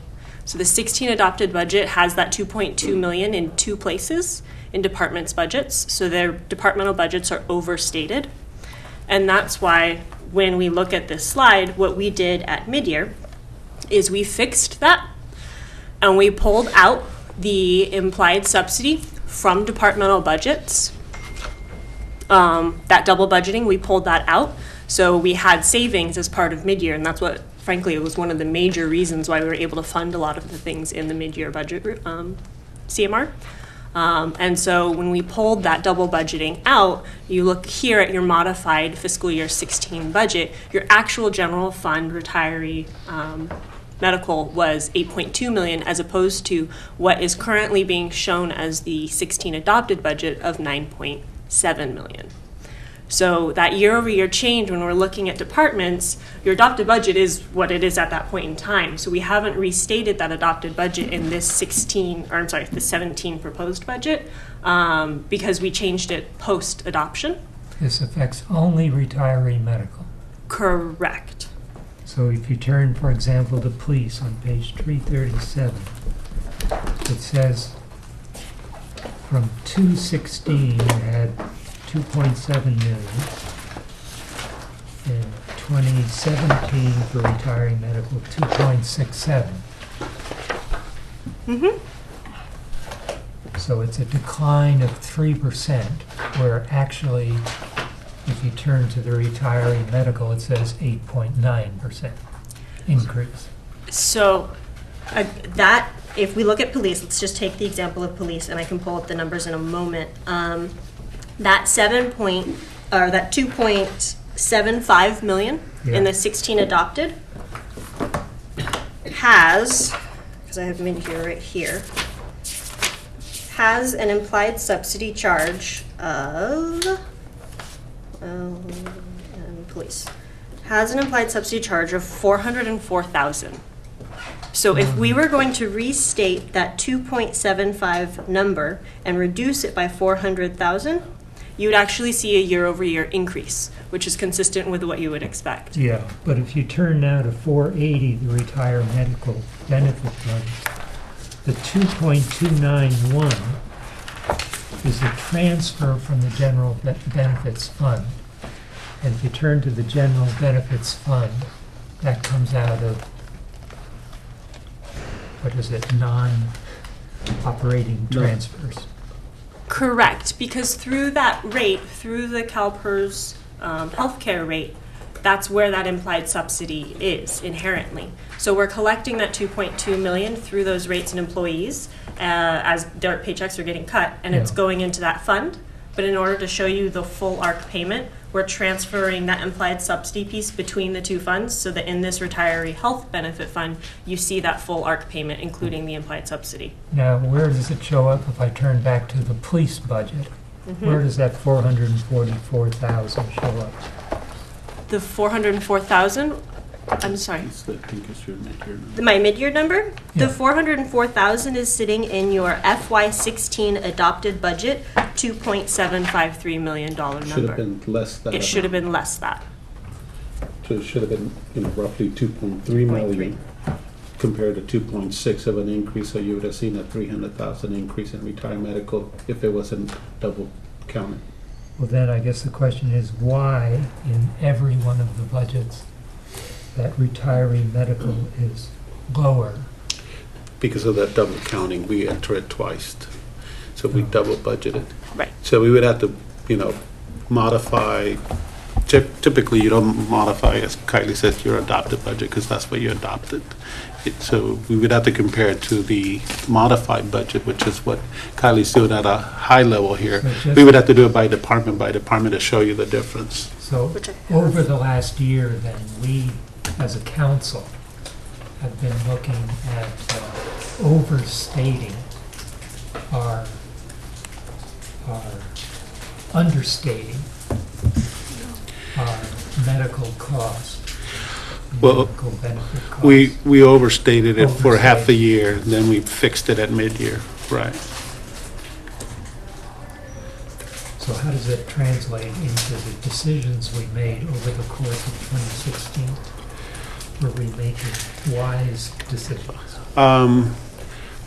In terms of labor negotiations, I think you were, because You have agreements. we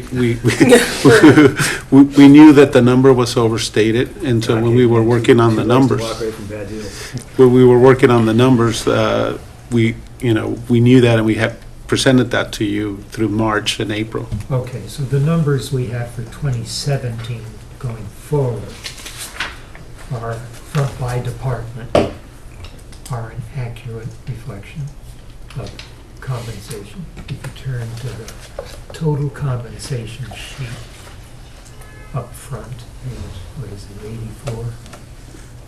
That reflects the true value. With the exception of the latest update that Mr. Bartel just provided us, right, they were talking about small difference, the answer is yes. Okay. Yeah. Okay, thank you. Thanks for following. Sorry, did you go already? I did mine. So I wanted to ask one question, right, which is the net liability, right? So independent of sort of, you know, the trust and so forth, total liability. Total liability. Right. What are the drivers for that? How does that change over time, and what drives it? Let's look at that slide 9 and let's look at the two pieces, the 77 million and the 157 million. So what's going to happen is the 77 million will go up modestly from one year to the next. Those are folks who are not receiving a benefit because two things are happening. Number one is they're rendering service, so their accrued liability grows. In addition, you're 1 year closer to making those benefit payments. So that 77 million is going to grow each year by in roughly about $10 million, probably something like that. But then it's actually going to decline so it's going to go up if no one retires. But as people retire, that money is moving from there to the retiree. That's right. And so your retiree number is going to grow as new retirees come in, but it's going to decline as retirees pass away and as benefits are made. So what my expectation is that next year the 77 will be a little higher, and the 157 will be a small amount higher. And so you can kind of see we're projecting it to grow in the aggregate by about $11 million from June 30, 15 to June 30, 16. That's like Yeah. So you should, 5% or yeah, something like yeah, that. you should have some expectation that it's going to grow about that $11 million for several years into the future. At some point in time, it'll begin to decline a little bit. So is there a dependency on inflation or on the cost of medical services? Yeah. The big deal here is what will healthcare how will healthcare costs grow over time. So when we look at the growth of healthcare costs over the past several years, retiree costs, in particular Medicare eligible costs, have not grown as much as we expected. So that's by far the big uncertainty here is where will that cost go? So I'm conditioned to think of the cost of medical care in this country, medical insurance, is growing pretty rapidly. I mean, a lot faster than 5%. Historically, that has absolutely been the case, but that's particularly the case for active and what all refer to as early retiree or non-Medicare eligible costs. Medicare eligible costs have not grown at that rate as you a small portion, really the implied subsidy and the payment of the premiums before Medicare eligible, that's going to be impacted most if you have rapid healthcare costs. There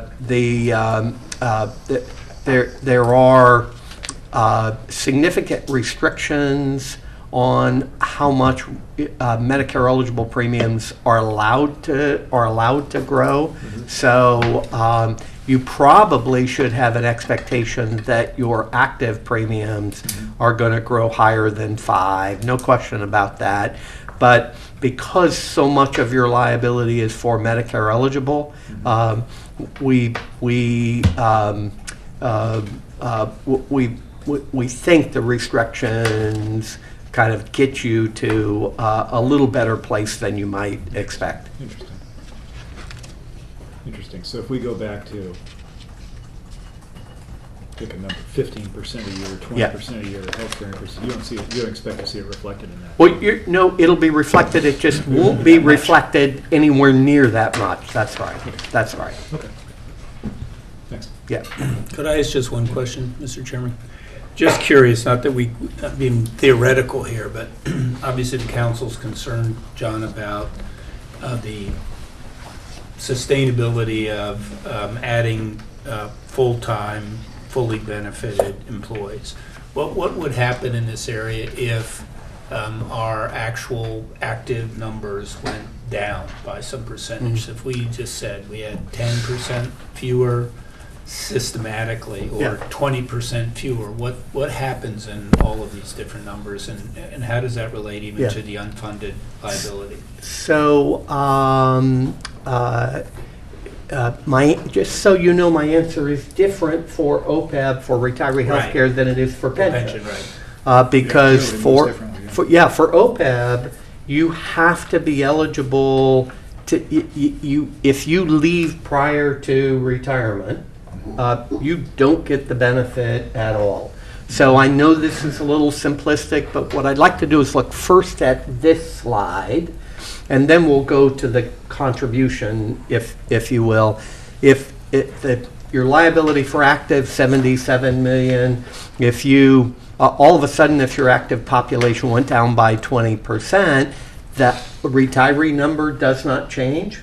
The 77 million would be lower, but it would probably not be lower by 20%, but it would be lower because the positions that you would eliminate, my expectation, I don't know whether this is right or not, my expectation is they would have a tendency to be younger, shorter service people rather than longer service people. So maybe the liability would go down by 10% of the 77 million, so 7 million. And then if we go to slide 12, what would happen is so your unfunded liability amortization would go down a small amount, but the dollar amount of your normal cost would also go down because you have fewer people. That normal cost is the value of benefits being earned by active employees. So if you have a 20% lower population, that 6.3 million might go down, again, not quite 20%, but in the 15, probably higher than 10, lower than 20, so 15% might go down, for sake of argument, $1 million. So you would have a reduction in the normal cost of about $1 million. You might have a reduction in the amortization of rough number might be somewhere north of $500,000. So you'd probably have a net budget savings of about $1.5 million. But it would still be but the number as a percentage of pay would go up, of course, because your payroll is going down by also 10 to 15%. So I think you would have an adverse impact. You're paying your unfunded liability over a smaller payroll. Yeah, so that was the other question I was going to ask. Everything else is going down in one sense. That doesn't necessarily positively influence the pace at which our unfunded liability is paid off, correct? That's right. That's right. I mean, if we somehow kept our ARC at the same level or whatever, however we were paying that, but that would be That's right. costly to us. Then That would get you to a shorter amortization period, if you will. That's right. That's right. Cool. Other comments, questions? Motion? Move tentative approval of the retiree. Second. All in favor? Aye. Aye. Motion passed unanimously. Thanks, folks. Thank you. John, thanks for joining us again. Always a pleasure. We always learn something when you're here. Thanks for coming. So we'll move along to planning and community environment, and I think Hillary and Sherry are here.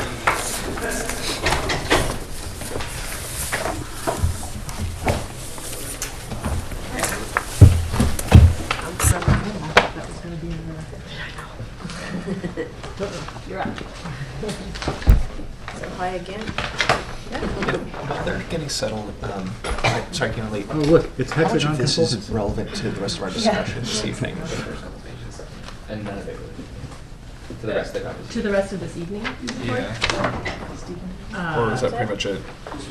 There's nothing. There's nothing in there about parking and stuff like No, that? no. Okay. I can tell you what's in there after the meeting. Well, I'll be able to look at it. I'm just going to declutter my desk. Yeah. I need to.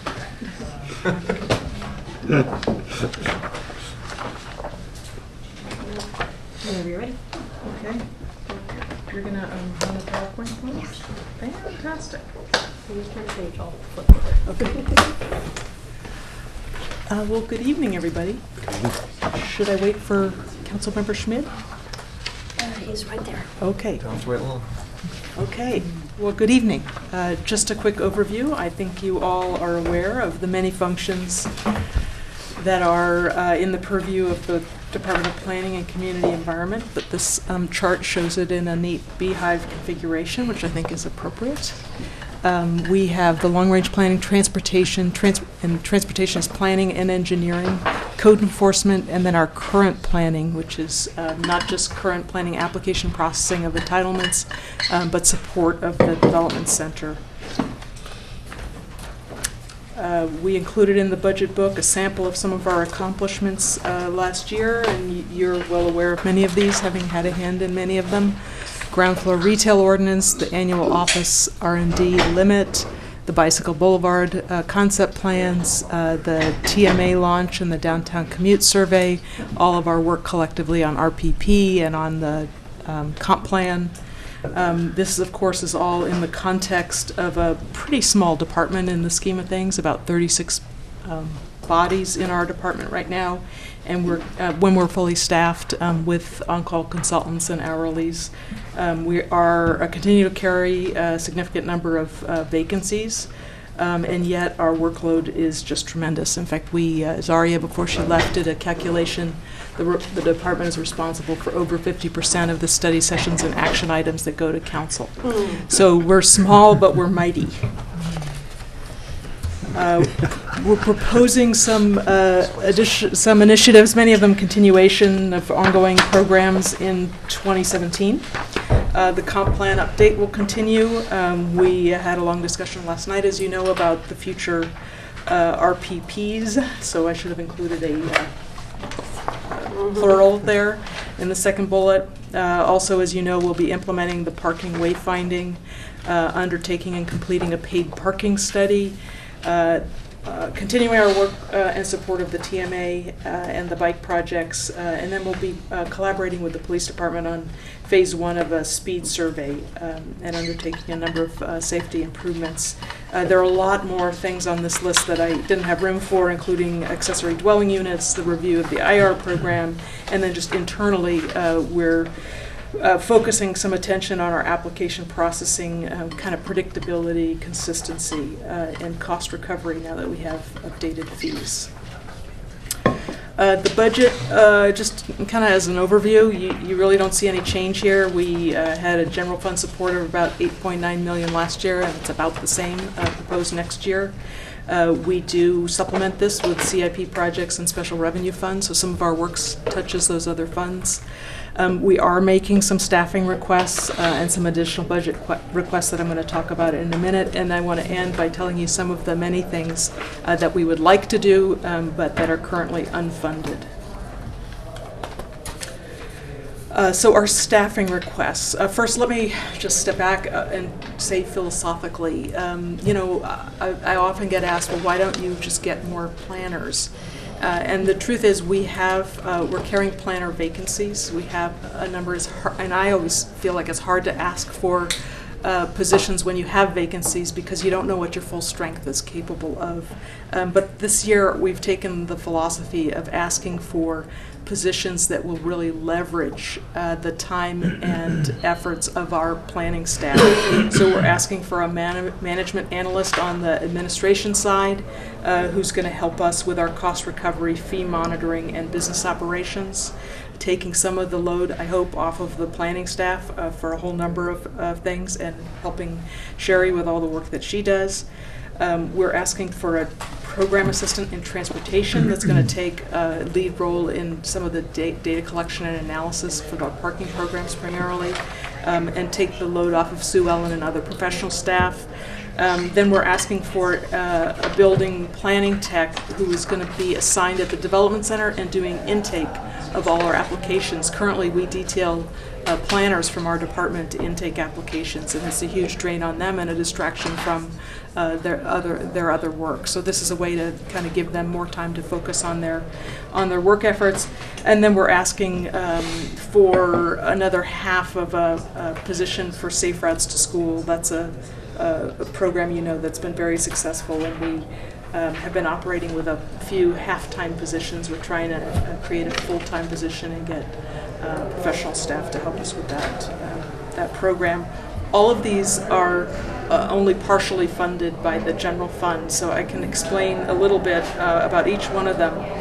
The management analyst, we currently have this budgeted at 0.4 FTE in our department because we were paying for a piece of Richard Hackman's time in the city manager's office. So Richard's gone, the whole position is coming to our department, so it's a net to our department of about 0.48 FTE, and it's a small percentage, 10 to 15% is budgeted in the CIP because of the work that it will be doing. The transportation program analyst, only 35% of the position is in the general fund. We were able to allocate the rest of the position to the special revenue funds and the CIP. Then the planning technician, I think as Peter indicated, 50% of this is budgeted in development services and 50% in our department. And so the development services piece obviously is fully fee supported. And then the Safe Routes position is fully supported by the CIP. That program is in our CIP. So in terms of other budget adjustments beyond staffing, we are requesting continued funding for pilot programs. You're going to see at council before the break funding agreement with the TMA to give them the $100,000 that was set aside in this year's budget for pilot programs, and an agreement with conditions, under which they would be able to access those funds. We're proposing the same arrangement in FY17. We've included funding for ongoing shuttle operations, although as we'll talk about, not for any expansions. We have, this shows up as ding on our budget, and you talked about this a little with Peter. It's an adjustment of staffing between departments. Staff that was formerly covered in development services is now on our dime, but then we're getting that other half. It's kind of a it's always an adjustment. Sherry has to help me understand where we're giving and taking. Then there's an item in here for a contract. If you recall, when we brought forward the zoning changes for Cal Ave retail, ground floor retail protections, the council had some follow-up requests. One of them was to assess the feasibility of retail along Cambridge Avenue, and the other was to assess the parking requirements that are in place for restaurants and other uses on Cal Ave. And so we've included in the budget $75,000 for consultant support to undertake that work. To be perfectly honest with you, we don't have the staff to initiate this at the moment, and we're going to talk a little bit about RPP as one of the unfunded activities in a second, and I would propose to you that in light of our staffing vacancies and our inability to really focus on this effort, these funds could potentially be reallocated to do some of the RPP work we talked about last night. So if you hold on to that thought for a moment. Then other budget adjustments, there's a scanning and storage item. We're really trying to put more and more of our records online, and I think that's in line with the city as a whole moving in that direction, and we need the resources to do that. And then we've made adjustments based on the fee increases that were just adopted. That affects the revenue side, and continued use of our on-call contractors. So some things that are not reflected in this budget request. First of all, the comp plan update, we're not really asking for extra additional funds for that effort, but we are going to ask for that before the end of this fiscal year. I think you already have in your packets the item for the 16th. So that is not included here. That's included in FY16, that request. We have not included... actually, this is kind of out of date as of this afternoon. We have an RFP on the street right now to hire a program manager for the grade separation project. And we were thinking that we would be able to retain that person by the end of the fiscal year, but it seems like it's going to shift into next fiscal year, and so that will be covered by the CIP. So my apologies, you can disregard that. Second bullet.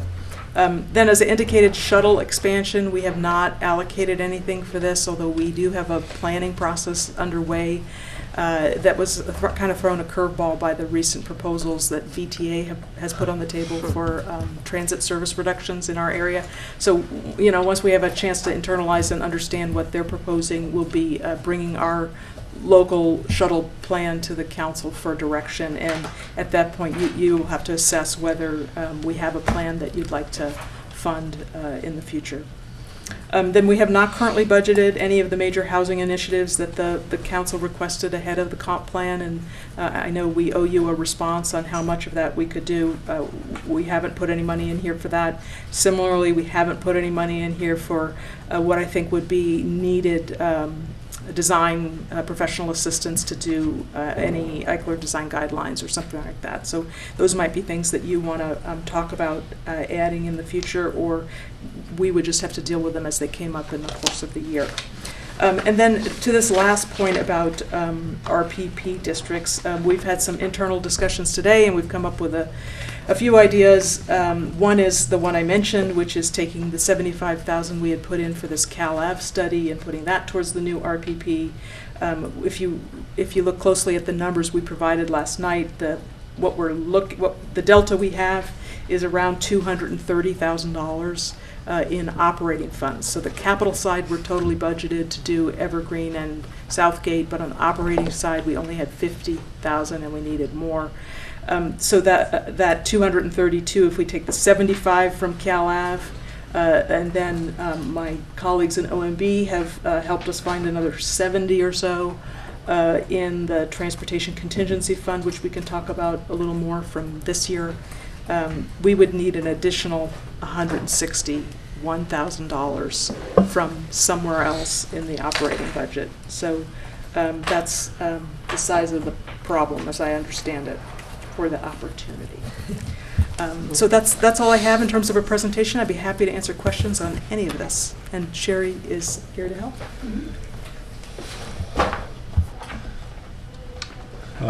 First of all, are there any public comments? Okay, then we'll proceed to committee. Corey? High-level thoughts.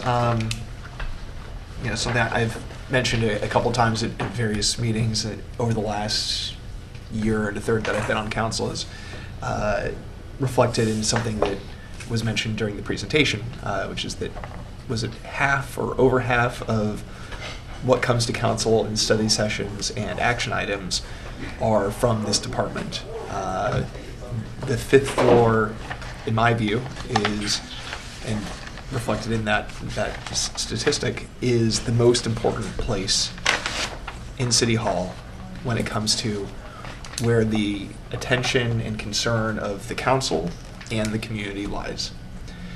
And recognizing that reality, my attitude has been, tell us what you need and don't be shy. It doesn't hurt to ask. And we'll probably figure out a way to make it work. Because again, that's where the vast majority or the lion's share of council's attention and the community's attention is. So I guess there are a number of questions that we could ask about how the resources are spent, how that's managed, et cetera. What we can do to support the department as a whole, but our focus tonight really is really around the numbers. And so the core question for me is, are you asking for enough? And I know that the city manager has done a diligent job of trying to not give everything to every departmental director that they've asked for, because we have a budget to balance, and I appreciate that. In this case, I'm interested to know if were money raining from the sky, hypothetically, what would be the next couple of asks related to the planning and community development budget? Hypothetically. Are you asking to prioritize that list? Is that what you're doing? Well, so that's one question: is would it mean we go with this first, or were there other things that that were considered that were not brought to council out of the? And again, I fully appreciate the interest of balancing all the budget priorities through all of this, saving all and everything. But what else might have been considered, maybe beyond this? Can I jump in? So thank you for the question. I think Hillary made the point. We can never seem to make it deeply enough and clearly enough that the council's work plan already, yes, we don't have the capacity to deliver on that. On the other hand, you also have to look at the work plan and say to yourselves, honestly, could we really do a lot more than you have on the work plan in planning? And I would say you can. I mean, we already asked for too much. If we were talking about processing land use applications and current planning and volume and things that were at least more ministerial than policy and public and community oriented, that's a different thing. But in the same way that this council exercises more oversight than any governing body any of us have ever worked with. Yes. More than the state legislature?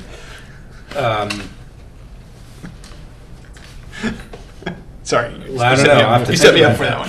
I'll have to think about that.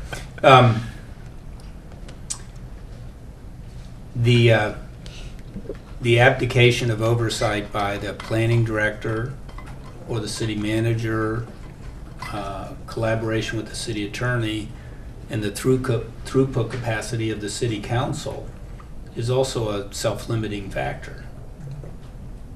I mean, how many more nights would you guys like to meet, and how many more items each agenda if we were to say, let's do more, get it through? I mean, that's the practical reality.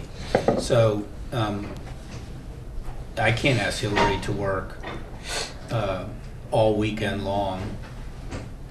If we had more projects and initiatives, we already tend to do that stuff already. And we can't ask the city, I mean, there's a multiplier here. You've got to get more people in the city attorney's office. You'd actually have to have more people in the city manager's office. And you guys would have to figure out how you could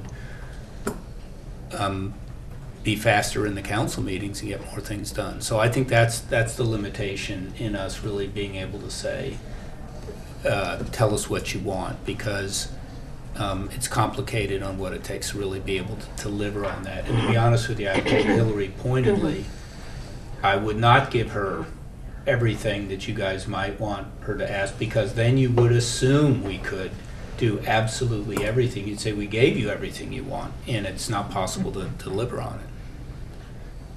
You understand? I mean, we can do maybe 2 items a night. At least half of the items we do is sent back for additional work beyond what we were often thinking we would need to do. And so we're constantly, you know what I mean, rearranging it. So I worry that we would be overestimating, and then the ability to bring people on board, maintain them, manage them, replace them as the scale increases. Also, that gets more complicated.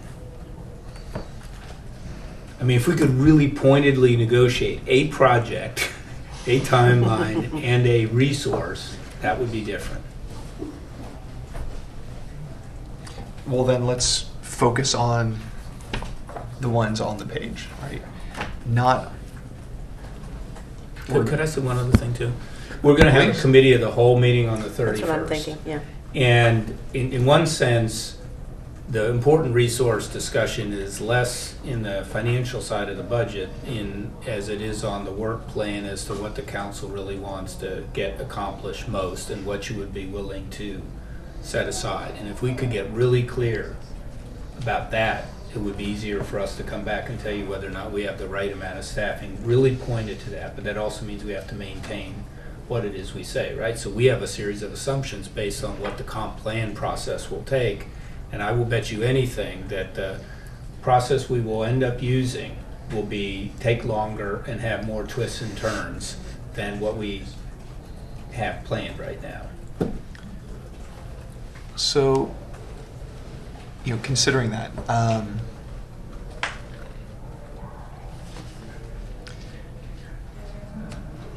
for the things that have already been sent to staff, for the things that, in the analogy you've used, which I really appreciate, which is the iceberg, of those things that, the planning department deals with that are below the water level on the iceberg, that we aren't giving you constant direction on, hopefully.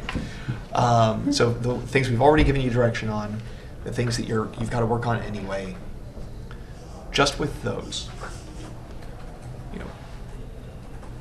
does this budget proposal enable you to make what you think hopefully we would accept as reasonably timely progress, resolution, effectiveness, high quality on those things without adding additional things that we haven't come up with yet? Which, and don't get me wrong, of course, we're very imaginative and very active, and we can always come up with more work if we want to, and we're undisciplined. But even just, again, of things that are already on the table. Well, thank you for the question. It's a little hard to relate that question to the above the waterline, below the waterline thing, because a lot of the council's expectation, I think we think of as above the waterline. As you've mentioned, there's great community interest and council interest in a lot of the things that we have underway. I think we're asking for the resources that we think is necessary to continue to do the amount of work that we're doing. I mean, we're adding support positions to try and leverage the staff resources we have. We're adding, continuing to expect to use contractors for some of the things that we can't do in-house. If the council's interested, and I haven't talked to my colleagues about this, but one way we kind of hedged our bets a little last year was we used the idea of a contingency fund. We put $500,000 in a contingency for transportation. Actually, it started out as planning and transportation, but at the I forget if it was the budget, the full council or at the finance committee meeting, the planning part of that got X'd out, and it was just transportation. And it was a way for us to accommodate projects like if the shuttle expansion idea had come up, or if there had been another above the waterline initiative that needed additional funds. We're not proposing that this year, but I thought it was a creative strategy, and I think by the end of the fiscal year we will have spent all but about $70,000 from this year's contingency. That 70 will roll forward for this RPP effort. But that might be another way to hedge our bets a little bit. Right, and also thinking about how we tackle a wide smattering of projects at once. And whether that means we outsource more of them, whether that means we hire more contractors rather than taking on full-time employees, especially if it's we've got, 4 RPPs that we were discussing last night. We've got all the other things on slide 33 beyond that. And again, so let's just go to this then. That's the next level, which is,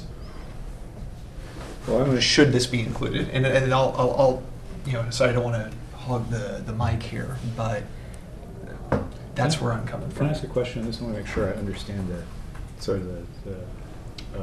color that you guys gave. It's because you're talking about the $500,000 last year. But I understand the city manager. It's not strictly a question of PCE bandwidth, right?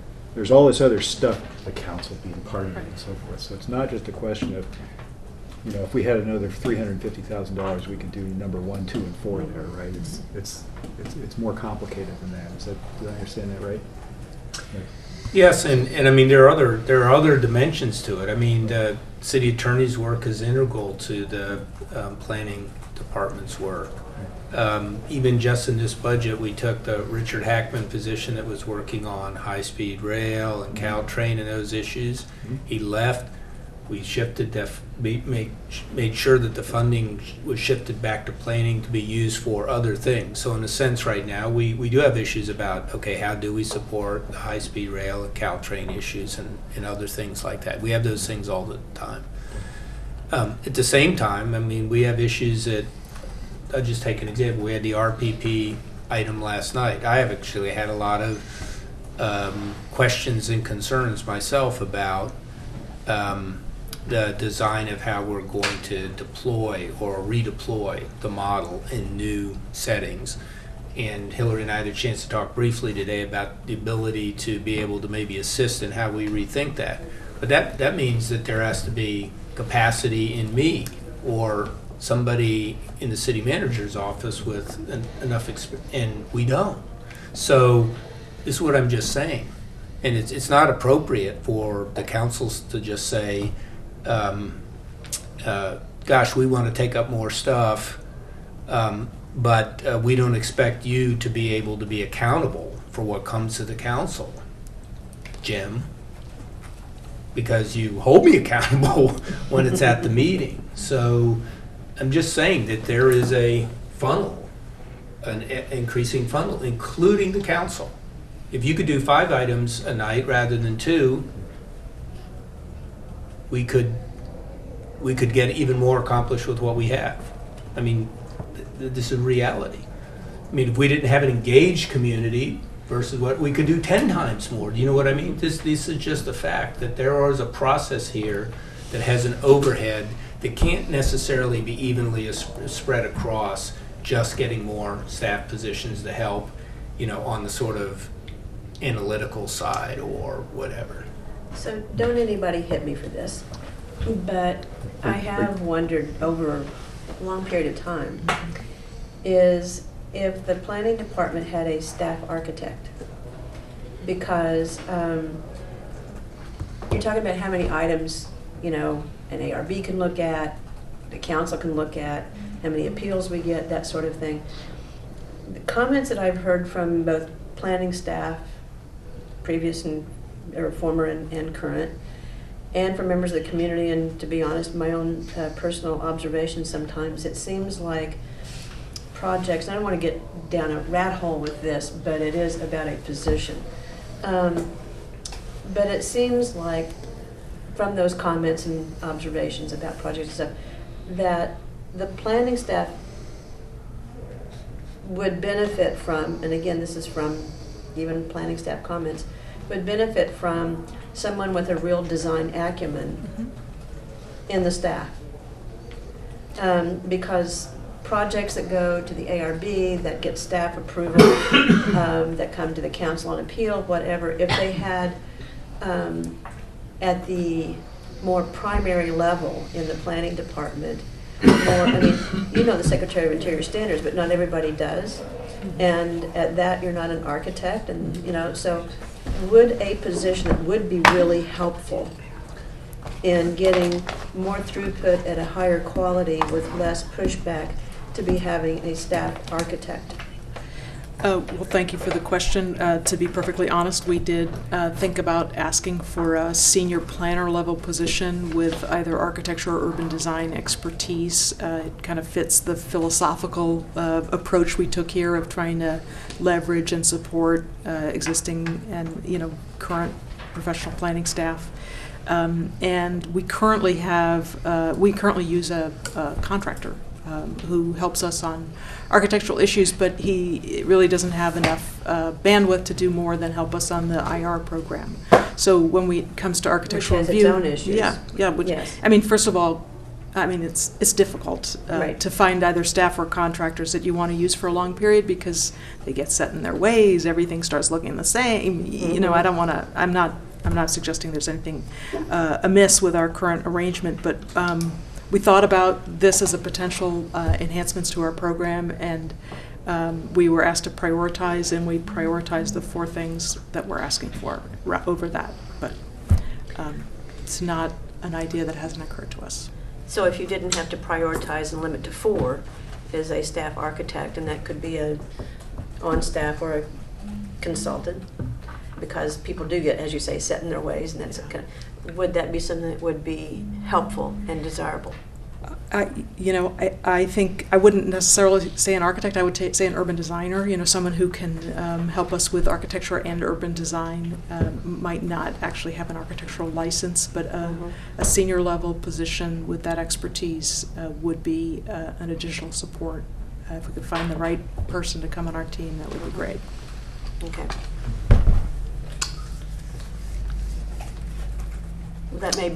That may be hopefully something that we can get some support for here, or a different priority, one or the other. Probably not this year. I think this year is I'm going to make an argument for it. So I think this year, as in past years, but I think this year is maybe a remarkably important time to do something, make a move along those lines because of Coverly, Fry's, individual review, remake, Eichler design guidelines or design standards, I would say, for overlays.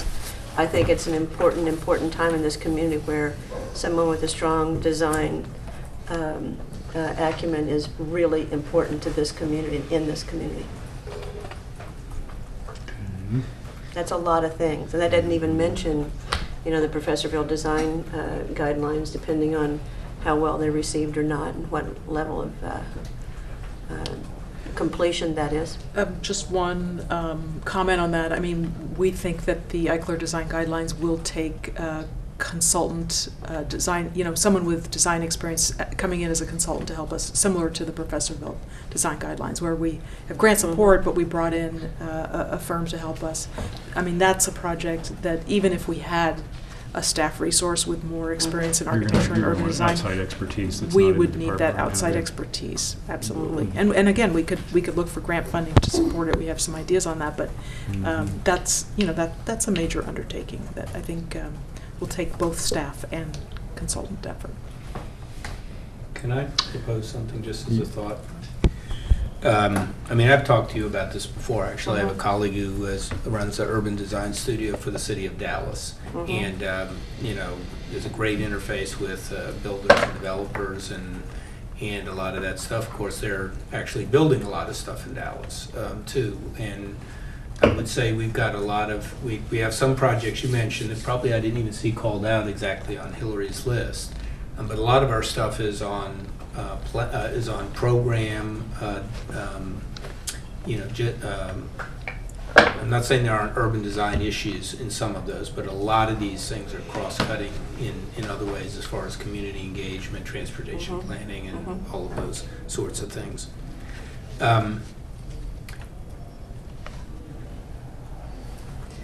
Going back to Councilmember Wolbach's comment, this array of work is clearly the nature of the built environment and the livability of the community and the economy of it is the foremost sort of issue facing us in an ongoing way.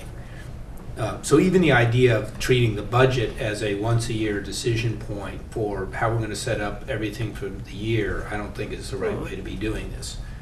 What's more important is if we really were to say, what is the relationship we would have on a quarterly basis, where we sit down with the council and we look at the work plan, where we are, what's being done, and what does it take to stay on track or to pick up something new. And we'd be much better off to have even some commitment of funding that is unallocated at the moment, or without the funding being in there, a policy commitment that acknowledges that when we would get to those points, we would have a process for being able to reassess and saying, you know what, this is what it's really going to take. And we actually need to bring somebody in the next 6-month period to be able to help with this, so that we're really more closely matching the resources we need with the direction that the council is going. I'd feel much better that we were being prudent in making the right investments in what you clearly thought of, rather than sort of a more general thinking about some more resources across some different sectors right now. So that suggests the contingency fund. Oh, I'm sorry. Well, So if I'm not quite sure what your ultimate point was there, except that I just want to be clear, and you know me well enough to know that I'm not thinking of for simplicity's sake, we'll say a staff architect, for simplicity's sake. You know, I'm not thinking about that on a one-year basis or a quarterly basis. It's something that, a well-designed community is a more profitable retail environment. It's a more more valuable home values. Hold the thought here. So Move on. it's not a short-term thing I'm thinking about. Right. So I'm responding to it. So hold the thought till we get to Yeah. motions, I think, and Councilmember Schmidt. Yeah, I just wanted to say I agree with Councilmember Walbach, is that planning just fits in with council priorities in a very major way. It's important to our work and our thinking. That the council will be flexible in responding to resource needs that you might have, whether it be on a contingency fund or a permanent way. And to follow Jim's point, we also know that you need mobilization of resources when critical issues come up. And that takes more than just a few dollars. You need time and effort and focus. But whatever we can do to help out, I certainly would be supporting it. And I would support the budget. I guess I only have one question on the items, and that's on the Transportation Management Authority. On page 326, you're asking for $100,000. And it says the budget already has funds allocated for the establishment. How much is that? Where is that? That's 100,000 right now. Well, No, there's more than that. yeah. Let me. I'm sorry. Let me just find out how that's phrased. Currently, we executed a contract with MIG, a firm out of Berkeley, to help us establish the TMA, and we've only expended a portion of that contract. So we have sufficient remaining in that existing contract to continue to support their kind of administration and startup. What we don't have is the funding for pilot programs. So if they want to subsidize transit passes, other incentive programs to get the mode shift to happen. And so we had $100,000 in this year's budget for those pilot programs that we're bringing a funding agreement to council shortly. And then we're asking for another 100 next year for the same kind of programmatic. So the investment is about $200K. As I understand in the presentation that came to the budget, this is an independent agency operating on its own, dependent upon voluntary participation. And yet every time we talk about traffic and mitigations, this is an essential point. So it seems to me money is our only opportunity to have an influence on this TMA. that is essential to our success. I note the Stanford Hospital TMA just had their annual report. And the question is, could we push to have the same type of deal with them? My understanding is they have a deal in which they have quantitative targets agreed upon by the TMA and us. They have annual gathering of data, of measurements of that, and then they have reporting once a year. Now, if we could use our investment in the TMA to get those kinds of commitments from somewhere else, it's not us doing it, Understood. but it is oversight. Yeah, Councilmember Schmidt, I think you're going to love the funding agreement that we bring forward in June to the council. So we're bringing forward an agreement that provides the $100,000 in program funding contingent on certain agreements by the TMA on reporting and public meetings and some other items. I don't remember what they all are, but we'll bring that agreement forward to council. We're planning to do it as an action item, so if the council wants to has anything to say about that, and it's going to be in conjunction with the TMA's draft strategic plan. So you'll get to see, I think the last time they were at the council, there was a request to kind of think big, how much of a mode shift could you accomplish with different funding levels. So they're putting together a plan. It will still be in draft form, but you'll be able to look at that as you consider the funding agreement. Yeah, I did note that the Stanford last report came in and said, gee, we've set up a new way of measuring, and we have overestimated, and they cut a certain percentage and say we can accomplish 36%. So I hope they are as good in setting goals and setting up ways of measuring. So we do not have to put any ties on the funding, that we will get a chance. In order to give this money to the TMA, there'll have to be a funding agreement, which will require council approval. So you'll have an opportunity to attach conditions. Good. Thank you. That's all I have. Cool. I actually, I have more when you get ready. I actually have one or two, but why don't you go ahead? Well, I actually had one, right? Which is, and it's technical, which is, what's the head count of the department? Because it looked to me like I saw 31.9 in one place and 42 someplace else. So which one is right? Which page did I look on that was wrong? We're sliced and diced in a couple different ways here. So page 316 says 42 and a half full-time, 2 hourly. And page 324, thank you, says 32. Yeah, the org chart is bodies, so that's how many people are sitting on our floor. Okay. And the later analysis is how some of those end up in other funds. CIP. Fire department, for example, as you discussed earlier. I mean, this is mainly capital, but yeah. Okay, got it. I'm gonna in that case, I'm gonna actually look pretty straightforward to me, right? Mm-hmm.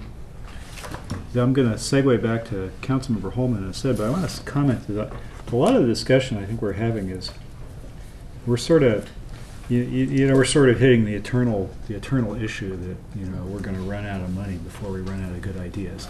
Okay, okay, and so that's going to enforce us to make as usual make choices and priorities as the city manager does not tire of telling us, the council, on this kind of stuff, right? And rightly not. And rightly not, right? I mean, so one of my hopes, I'm going to diverge for just a second here, not long. One of my hopes is that, we're filling up the parking lot with stuff, and I think I saw we got $6 million worth of stuff in there, so forth, which is, and I assume that we're going to have a bunch more of that by the time we get. One of my hopes is this time is that we'll be able to look at this and sort of look and say, okay, this is more important than that, and boy, you really want that, but this other thing is actually more important for it, and we'll do some of that kind of stuff. So as we get to what you're doing, I mean, if the group feels like, see, some of us are gone, right?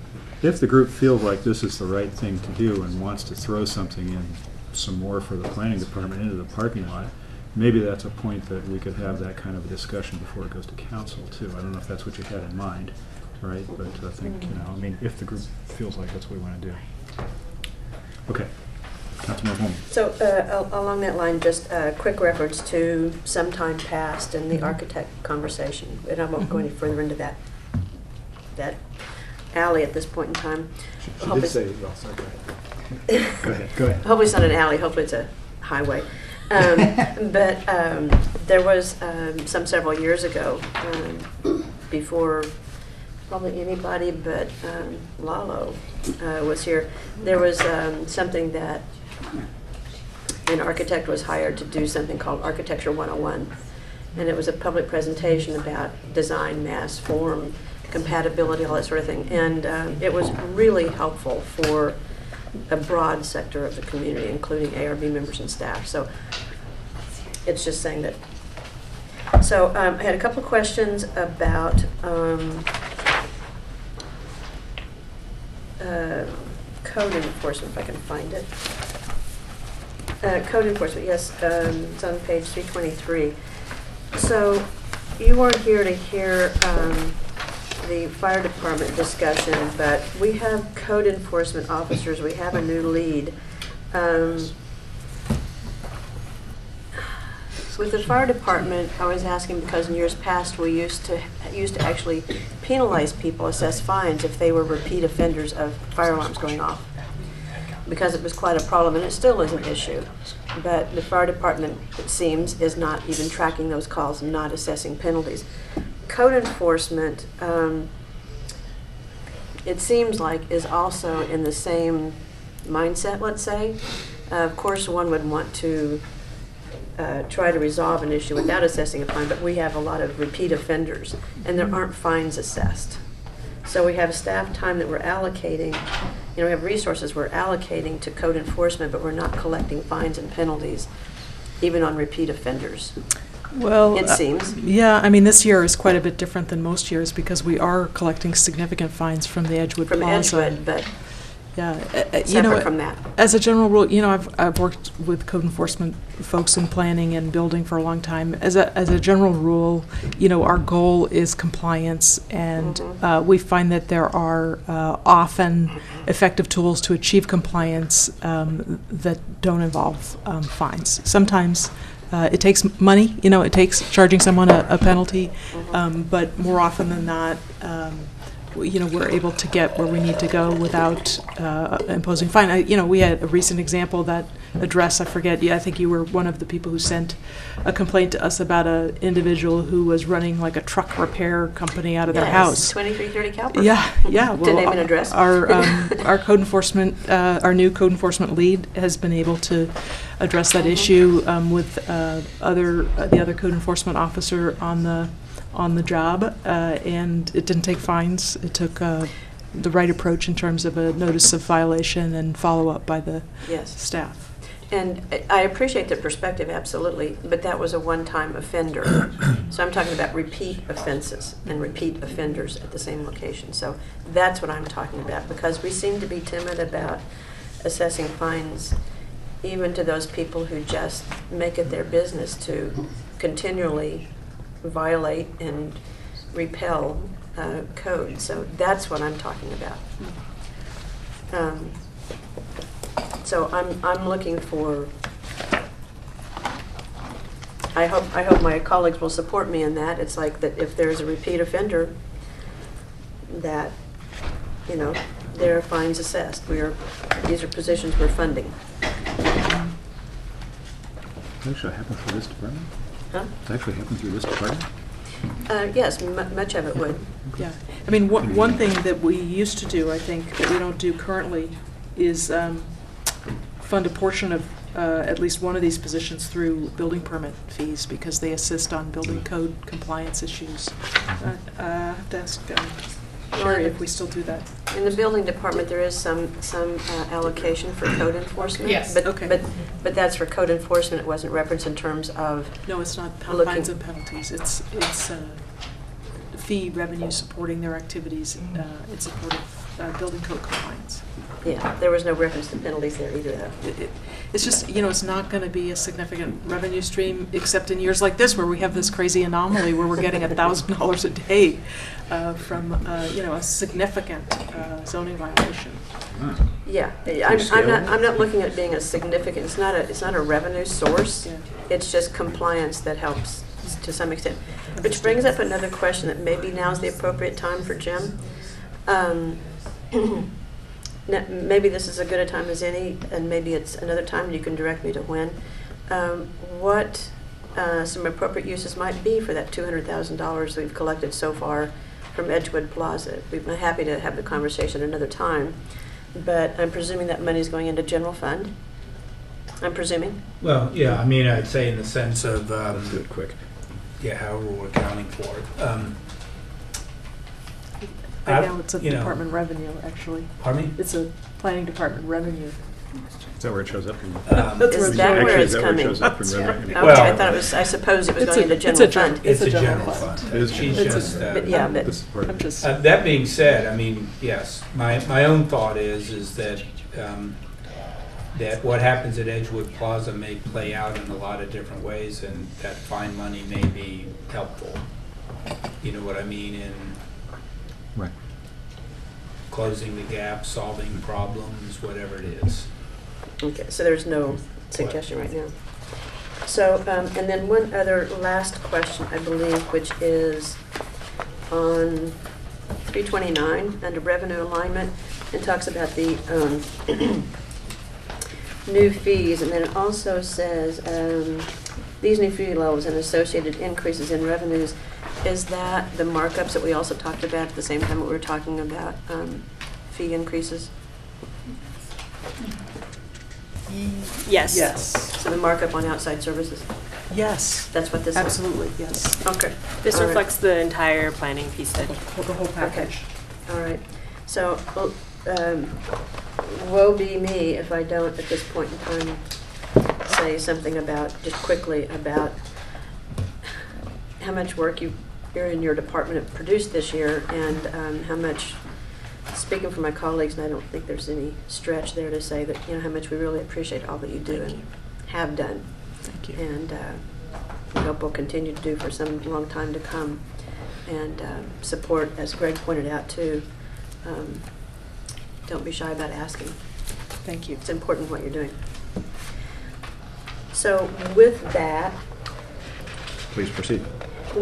tentatively approve the planning community environment budget, and also would like to put in the parking lot, if this is the right way to do it, the potential funding for either contingency fund or for a, for lack of a better term, staff architect. So maybe that's Right. one and the same. All right, so we'll see if there's a second, and I have a question.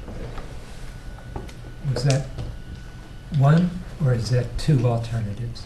It's one, but they're lumped together because I don't know how we're going to end up dealing with it. It's just a parking lot item at this moment. It's not a determination. Okay. That's a Is there second. Second. Okay. Care to speak to your motion? Just quickly to support Hillary in the planning department, and also I think to even better support the planning department and the community, to put some parking lot item out there to help better address some issues that come up repeatedly in the community that would help staff facilitate permits and building permit applications. Speak to your second? Oh, I think he got it. Yeah. I think you actually have. Just support the budget that has been proposed, and to add some flexibility to it when we look at our budget priorities. So, so I have a question on the motion, which is, Same here. I heard planning department say, well, actually, an architect is not really what we want, right? Maybe it's a senior planner or something like that. I'm not trying to identify it at this moment. Yeah, okay, so I think what would be most useful is something it's got to be concrete enough that we can go into the parking lot discussion and say, yeah, okay, we understand what that is, and that ranks above this and below that other thing. Because I fear that if we get into the parking lot, we just be a big laundry list of stuff and we don't have anything to do with it, right? Well, what did you How call do it? we do that? So my question is, what do you want? What did you call it? Is that what you want? Urban design and- Right. Yeah, we would use the senior planner classification, Right. but it would be with a specialty in urban design. And what would you do with it? What would we get? What would, I mean, is it the right question to ask, okay, we get this and this from that, or is that the wrong question to ask? Yeah, I What's mean, the right question to ask? this person would support our ongoing activities with our individual review program and our architectural review program. Mhm. They could also manage some contractors who were doing some of these things if these things were funded. Okay. Now, I took That. the proposal to be either that or a contingency fund that could be used as time went on. Yeah, so my point at this point in time is to identify a contingency fund that could be used for that purpose. Let's ask Hillary, which do you want? What would you get the most use out of? And Jim might also. Yeah, can I weigh in too? Yeah. So, I think what you're seeing on this side of the table, if I can put words in Karen's mouth, is a desire to help increase bandwidth in this group. Right. How can we best do that? With better outcome. With better outcome. How can we best do Yeah. that? And I have Yeah. a couple of thoughts on this too. So anyway, I don't want to, well, that just threw me off for just a second, but, no, I mean, I think there's a couple of things here, which, so first of all, I think the council's focus should be on what are concerns or objectives or whatever that you want to see, and not define how we should respond or deliver on them. I'd much rather feel better that we sat back as a staff and we talked about it, whether it's a senior planner, whether it's a consultant, whether it's whatever, czar of urban design, whatever it is. Mhm. Let us then come back, but if the council was saying we would be supportive of a position or consultant funding, that's helpful for us to know because you have policy concerns in that area, but not specify the exact thing. That's great. The other challenge is this, which is, I don't think you asked Hillary, what is it out of everything you could have if you had one thing? Well, I You did would say, ask. what is that? Okay, yes. That was my first question, and Okay, it kind of yes. got dodged. Right, No no, that's offense. right. And that may not be this urban design thing. That's the other issue. I mean, it may or may not. And we're trying to run a strategic operation here as much as possible, as opposed to let's go shopping or something. And I don't mean that in a negative way, because it very well might be that way. It's better for us to get the clear direction, and you're saying you really want us to tell you, then I'd rather us come back, put something in the parking lot, and then by the time we come to wrap up, we've just gotten a little bit clearer than just doing it on the spot here. I mean, it's hard. That makes So some that's sense why- to me. I don't want to micro-architect it from this side, right? Is that good? Yes, and Corey that- needs and to talk to you. that's why this, I was proposing to put something in the parking lot. I don't want to put, I don't want to put words in your mouth, but I thought I heard you say that that was one of the things that was on your list, but you didn't put on there. And the other thing is, I would point to one of the council's priorities is the built environment. Yeah. Yeah. Okay, So- we've been tromping all over Corey. Wait, go ahead. My questions will benefit from this discussion. So, considering the motion, a couple things. First, I just want to make sure I'm clear. TMA, basically, if we want to give more money to the TMA or identify additional funding for the TMA, the best thing to do for now is to wait for that discussion when it comes back to us in June. Did I hear that correctly? I don't know if that's I the don't know if case. that's Or did I misread that? Yeah, the June item will be about giving them the money we already have budgeted this fiscal year. Right, but if we wanted to go beyond that, If you want to do more than the 100,000 we're budgeting here, then you would have to ask that we add that or add a Oh, 'cause- transportation contingency that we. because that use for 100,000 funds. is FY16. That's correct. That's right. So there's two pots of 100,000. There was one allocated in fiscal year 16, and there's one recommended in fiscal year 17. In addition to that level of funding, there's the base TMA budget of about 180,000. So when you put the 100,000 that's proposed in fiscal year 17, and combine it with the fiscal year 17 base budget, it would be TMA funding of about $280,000. Okay. Right. Okay. And actually, in our next item tonight, there might be some discussion potentially around that as well. On the contingency fund, I do support the idea of a contingency fund. I'm leaning, before I make it as a friendly amendment suggestion, because I want to go with this idea of slightly rephrasing it to be a contingency fund. This is just going to the parking lot anyway for discussion then on a very busy day. Contingency fund for, and I would identify two uses: design and transportation. And if there was a third, it would be to just reference slide 33. And so that, I don't know if that gives us the right kind of flexibility, or if we're making it way too huge. But Yeah. Well, I mean, I think we're kind of getting like we do at the council meeting with the motion at the end of the night. It feels like that too. The whole point of the parking lot is to dump something in the parking lot and come back to it. Yeah. So, I was worried I mean, that I we're almost gonna feel have like you have enough to say, no, there are needs in planning. You've identified some that you think are important. You see the work plan and the gaps. You want the issue of additional staffing or consultant funding to be considered. Let's put that idea in the parking lot. Let us come back. And we may say it's $200,000. We may come back and say it's $500,000, whatever it is. And even in the parking lot, then you're just going to have to thrash through that in the wrap-up, and then it'll go to the council. Well, what I was You just worried- said a contingency item or something like that? Is Sure. that what you're looking for? yeah, and so I guess what I wanted to be clear was that we were not being too restrictive in it. What was the language, I don't know if city clerk caught the language that was used in the motion? Currently, the motion is to recommend the city council approve the planning community environment operating budget and to place in the parking lot funding for a staff architect. So Just I would, tentatively. Yes, tentatively. I would offer a friendly amendment to that motion that, where it says staff architect, to replace that with contingency fund. It's just words at this point in time. It's, it's Now a you want an contingent. architect, but. Well, but I also referred to Hillary's language, who said, urban designer, blah, Well, blah, blah. So But that doesn't necessarily mean I a staff think this is architect. the case. You just need You to say just- contingency fund for now, could be for a position, whatever. I mean, Yeah. contingency Yeah. fund is bigger than an architect.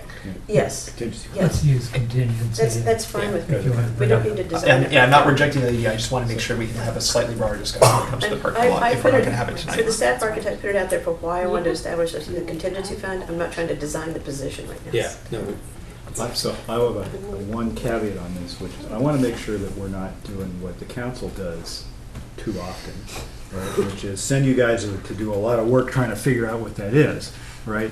And then it comes back and we go, because the fact that, we can't do it, right? Because the fact is, we're looking at a $5 million shortfall or something like that for the year. We're not going to be able to do everything on the list, and we're not going to be able to do everything in the parking lot, right? So we should, please don't spend too much time micro-designing it, okay? Because, there's no guarantee it'll show up at the top, and there's no guarantee the council will approve it. I End of bet, speech. I bet she knows what, what would be helpful. Right. So the motion now reads contingency. Is that right? Yes, sir. Contingency. Okay. I keep looking at the screen like the motion's going to be. Okay. And then, so the next, Just more?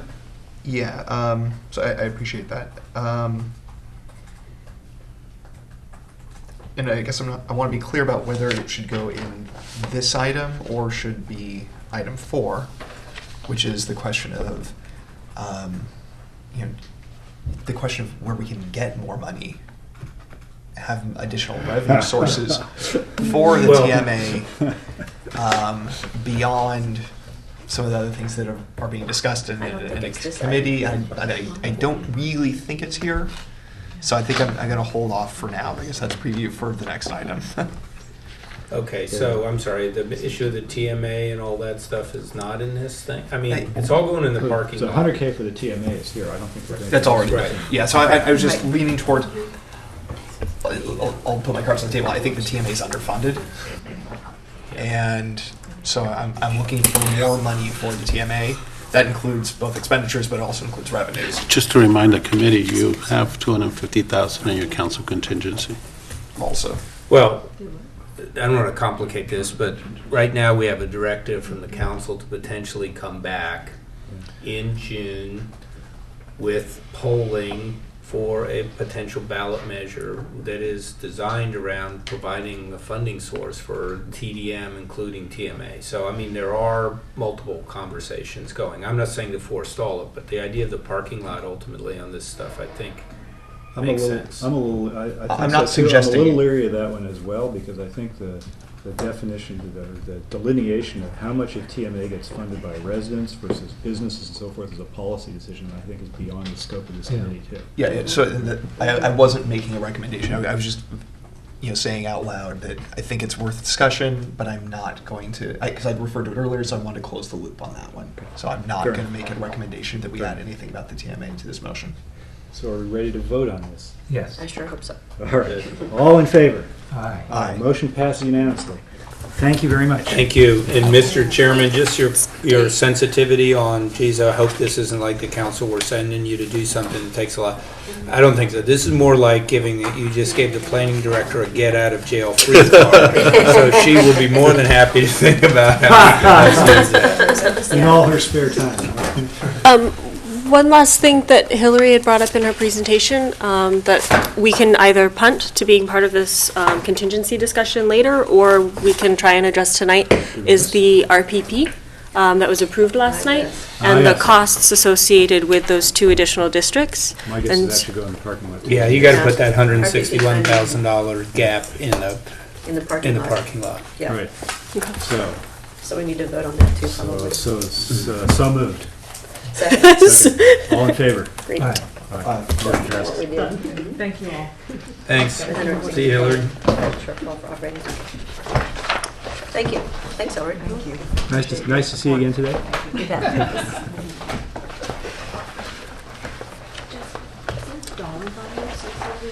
Okay, speaking of parking lots,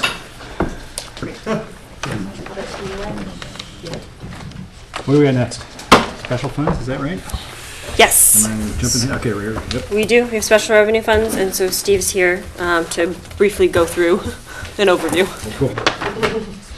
Is this thing on? All right. Yes. Greetings, council members. Steve Guagliardo, Office of Management and Budget. Welcome. So we'll be going through the special revenue funds at a high level very quickly. So first off is the special district funds. This is the University Ave Parking Permit Fund, the California Ave Parking Permit Fund, and the Residential Preferential Parking Fund. The University Ave Parking Permit Fund is seeing a couple increases here, most notably as a result of the street sweeping contractual increase, as well as 2 significant transfers to capital. One of those transfers to capital is for the downtown wayfinding project, which is for $600,000. The other is $82,000 and $676 for University Ave parking improvements. The California Ave Parking Permit Fund is seeing a similar increase in street sweeping as a result of allocating the charges associated with each of those parking districts. That's going to be an increase of $64,638. You might recall that you saw amendments as part of mid-year for each of these to correct those charges in fiscal year 16. These actions are correcting those on an ongoing basis to correctly allocate the charges. Can I ask you a question of why California Avenue's street sweeping contract is so much more of an increase than University? Sure. And it has to do with the methodology of assigning the marginal costs associated with the street sweeping. So the California Ave additional sweeping cost above the baseline level, there's 1,766 miles as opposed to the 1,084 miles in California Ave. So that distinction is really driving that doubling almost, not quite, of those costs. And then there's also, yeah, exactly. And then in addition to that, there's also the debris hauling costs, and approximately 205 tons are hauled from University Ave, whereas 335 are hauled from Cal Ave. So that's also resulting in an increase there. That's just sick and wrong. That's just too much hauling. Onto the Residential Preferential Parking Fund. So this is something we just talked about a little bit with the Planning and Community Environment. We'll talk about it more at wrap-up. There are significant increases in this fund as a result of the contract increases for downtown, as well as for the online service for the parking permits. As we look at exploring and expanding the residential preferential parking program into new districts, into new areas, it's important to keep in mind that these costs will also increase commensurately. And that was included in the figures you saw last night from planning. Next up is the Stanford University Medical Center Fund. This is one we talked about a little bit, the first item in the Community Services Department. So approximately $85,000 of the initial $2 million that was allocated for the Project Safety Net costs is contemplated to be used in the fiscal year 17 budget for a portion of the Project Safety Net collaborative costs. The balance of the funds are coming from the general fund for both the collaborative and for the Track Watch program. Then there's the transfers to CIP. So intermodal transit and quarry road improvements are both sending money to PL 16,000, which is the public right-of-way. And then the Infrastructure, Sustainable Neighborhoods, and Communities in Affordable Housing area is sending approximately $1.6 million to the Charleston Aristidero Corridor Project, $2.8 million for the new public safety building, and $6 million for the replacement of Fire Station Number 3. The final portion of the Stanford University Medical Center Fund is climate change, and $1.2 million of that is programmed in the capital for the bike and ped plan implementation. Can I ask you a question before you move on? Sure. I thought I saw, and maybe this was referenced to last year, but I thought I saw a transfer from the Charleston Aristidero Corridor funding out to, I'm trying to remember to what? Out of the project itself in capital, or? Out of the funding for the completion. I thought I saw a transfer out of that fund into something else. And I can't remember if that was, well, I don't want to repeat myself. Yeah, no, that's, I'm a little, so in the actual capital project itself, there's no transfer. In the, No idea where I read that. yeah, sure. Was it a regional contribution that had been postponed? Regional transit. I recall there was a grant portion for it, but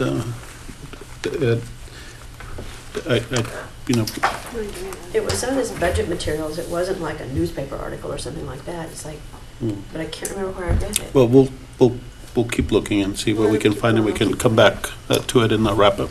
Sure. So next slide, if that's okay. So in the housing and lieu funds, revenue is currently projected to decrease by $1.7 million based on tracking by planning and community environment staff.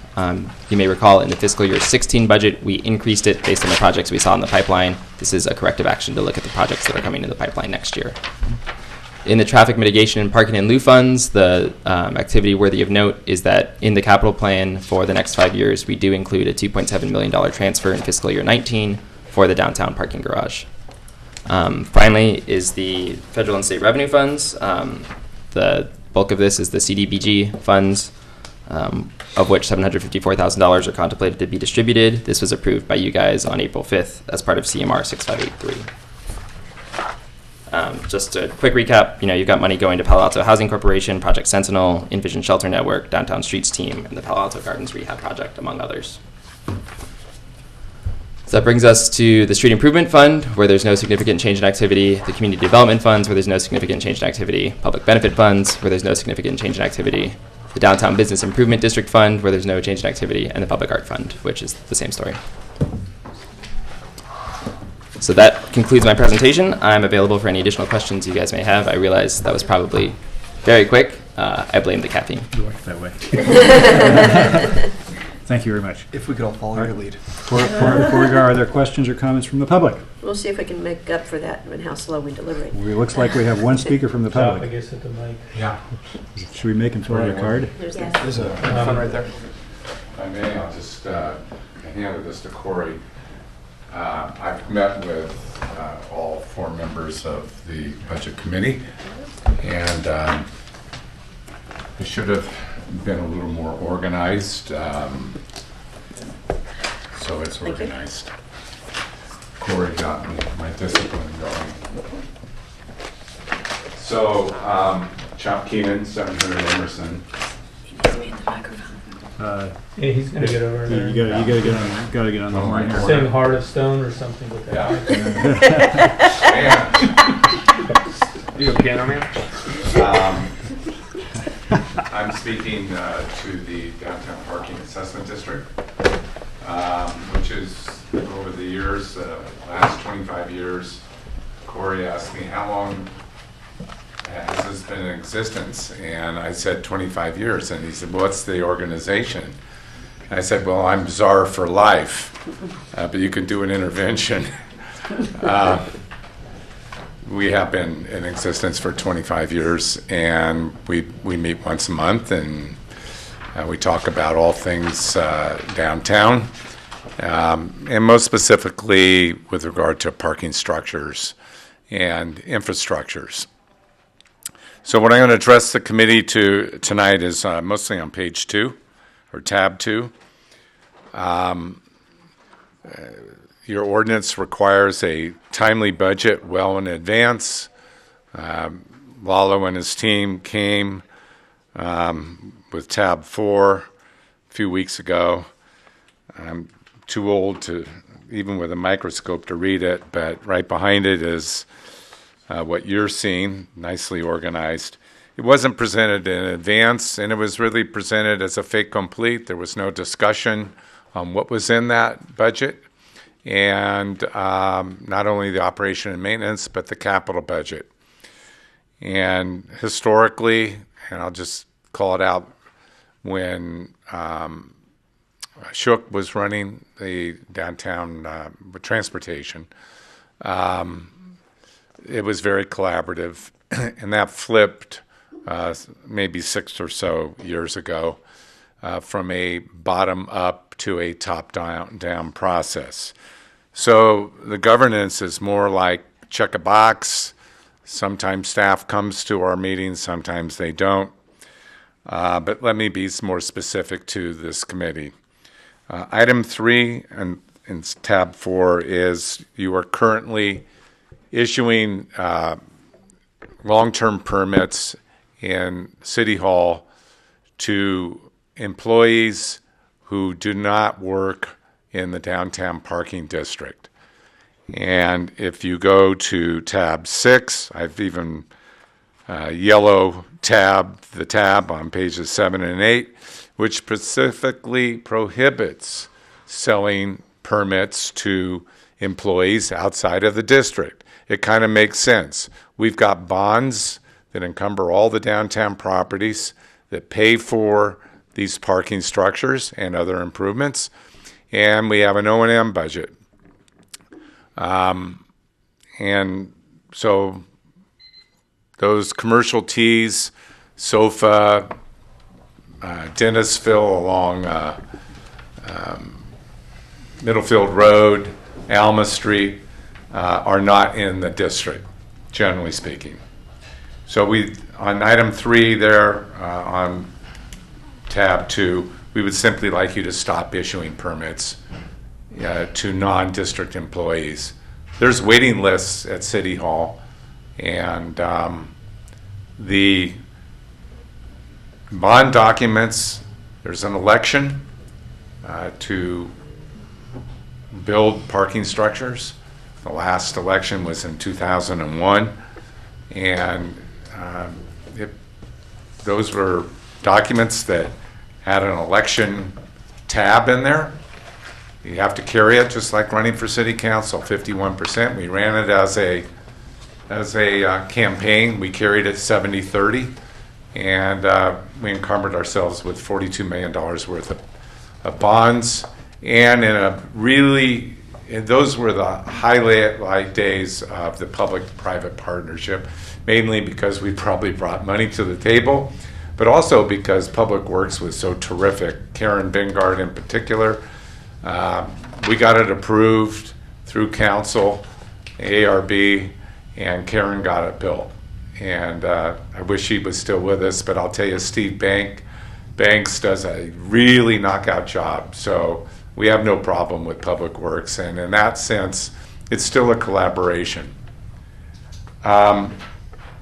Item 4, bulk sales of long-term permits to city, I think has been stopped, but the tax-exempt nature of these bonds does not allow bulk sales.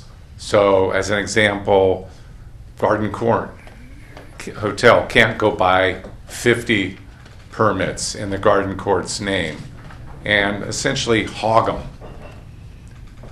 They have to have their employees go down to City Hall and demonstrate they work in the district, and they issue the permit in their name. And likewise, City of Palo Alto for some time grabbed those permits in bulk in the city's name. I think they've changed that. It's now in an employee's name. Likewise, on line 5, when there wasn't space in City Hall for new city employees mostly, they would line jump the waiting list at SNL and issue permit there. We would like you not to line jump. We want you to act just like everybody else has to act in the assessment district. Prop 208 requires the city to act as the rest of the district. So in 2001 was the first time the city's ever paid their deficit cohort of the bonds. 208 mandated that. The city figured that out, and they do. They have a line item here in your engineer's report that tells you exactly what your principal and interest payments are on those bonds every year. Item 6 are items in the budget that we would like to eliminate that are extraneous to the parking district. I have had conversations with the city manager and Lalo over the years about these. They've gotten lower. But it's still like... Can you refer us to a page or a tab or something? You said item 6. Item 6 on page 2, on tab 2. Tab 2. Okay, so there's certain budget items there. Street sweeping, downtown streets team, and police patrol. Looks like they collectively are about $160,000. As I was saying, I've had conversations with management about these items. They have gone down, but it's like being a little bit pregnant. Either they're appropriate or they're not appropriate. And so street sweeping, this isn't within the surface lots or inside the parking structures. We have another line item for that, and we pay for that within the district. This is just like in front of your house. Street sweeping. Downtown streets team, it's a citywide issue. It doesn't have a lot to do with the parking district, that is to say the lots or the parking structures. We used to pay more. We paid, I think, about $120,000. So again, I appreciate the city manager reducing these numbers. I'd like them to go away. And finally, police patrol keeps coming down. It was $166,000. We're the only entity in the city of Palo Alto that pays for police patrol. Stanford Shopping Center, no. Cal Avenue, no. Anybody, no. City Hall, no. So we'd like those to go away. And finally, item 7 on this tab 2 speaks to the capital budget process, which there was conversations. I can refer you to tab 5. We've had a wayfinding committee. We've had all kinds of subcommittees. But the first item here, University Avenue parking improvements, you see on page in tab 5. You got a pretty picture of a surface lot and a so-so sign in front of it. And staff is recommending $82,000 roughly to resurface and restripe those surface lots and to replace the kind of crummy sign where you see the little coral color at the bottom. Our parking committee endorses that. The next item, right behind that, you'll see 2 pages later, downtown parking wayfinding. And you'll see a picture here, red light, green light, and a car count. And these were items that were discussed with Walker Design, which was one of your consultants on downtown parking improvements. And the fact of the matter is that this picture is completely misleading. This is not about doing this. Our committee thinks this is a pretty terrific idea. It is efficient and it is customer friendly. So you go to a parking structure and you see right away whether there's any availability and by floor, and then you look down that floor and you'll see either all red lights or a green light. You go to the next floor. It's a terrific system. If you've been to Santana Row or the Grove down in Southern California, or anywhere in Europe, this is a very common technology. In fact, what is proposed in this downtown parking wayfinding is $600,000 worth of signs. That's not what our committee wants to spend the money on. We're a co-op.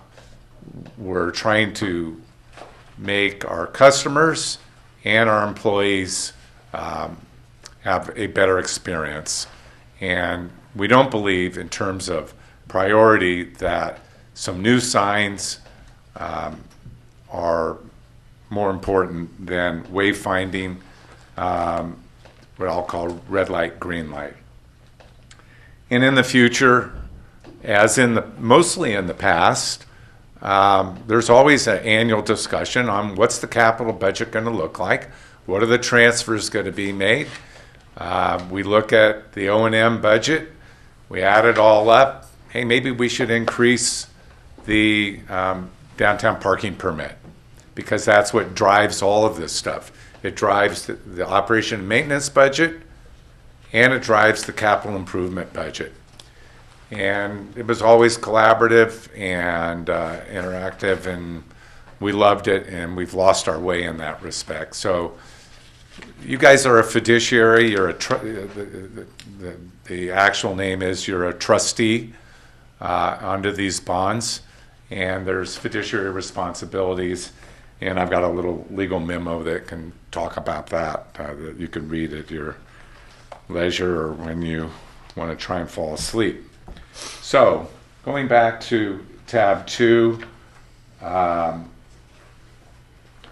items that are really not addressing your budget as advertised tonight. New parking structures pursuant to the TOT tax. We're anxious for those to start to have a life. Where they should go has had very little discussion, if any, with the parking committee. So somebody said Waverly and Hamilton. It may be Waverly and Hamilton. It may be the exact place it should go. But Lot O is where the demand study indicated last time, even recently.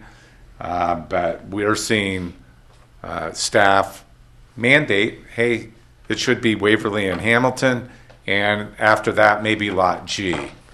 Maybe that's the right answer, but it needs more interactive communication with the users. What's not on here is, hey, as long as you're going to think outside of what's the next structure going to look like, should it have mechanical? You get 3 to 4 times the density if you go mechanical. So, again... Chop, you got much more? Yeah, one more. Okay. Sorry. The final item is just sort of a wish list. I heard a lot of discussion about TMA here tonight. And if we have on-street meters, not kiosks, we'll drive parking bonds, we'll drive TMA, a robust TMA.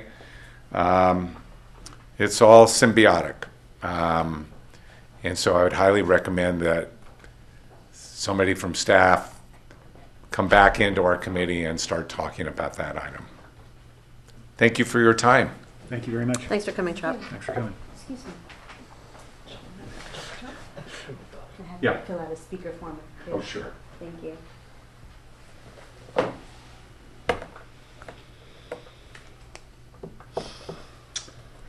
Questions or comments from committee?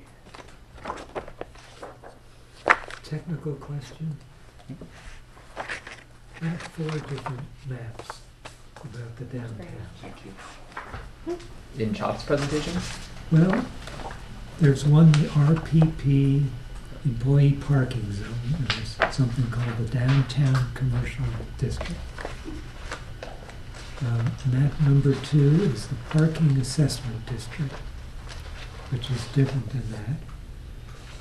Map number 3 is the Downtown District, which is different than the Commercial District. What's the official map? When we have voted various things for the downtown, what is the downtown? I was just trying to give you context. Yeah, Jim? Well, I'm not sure, and I don't know what you guys are looking at either. Is that Chop's book?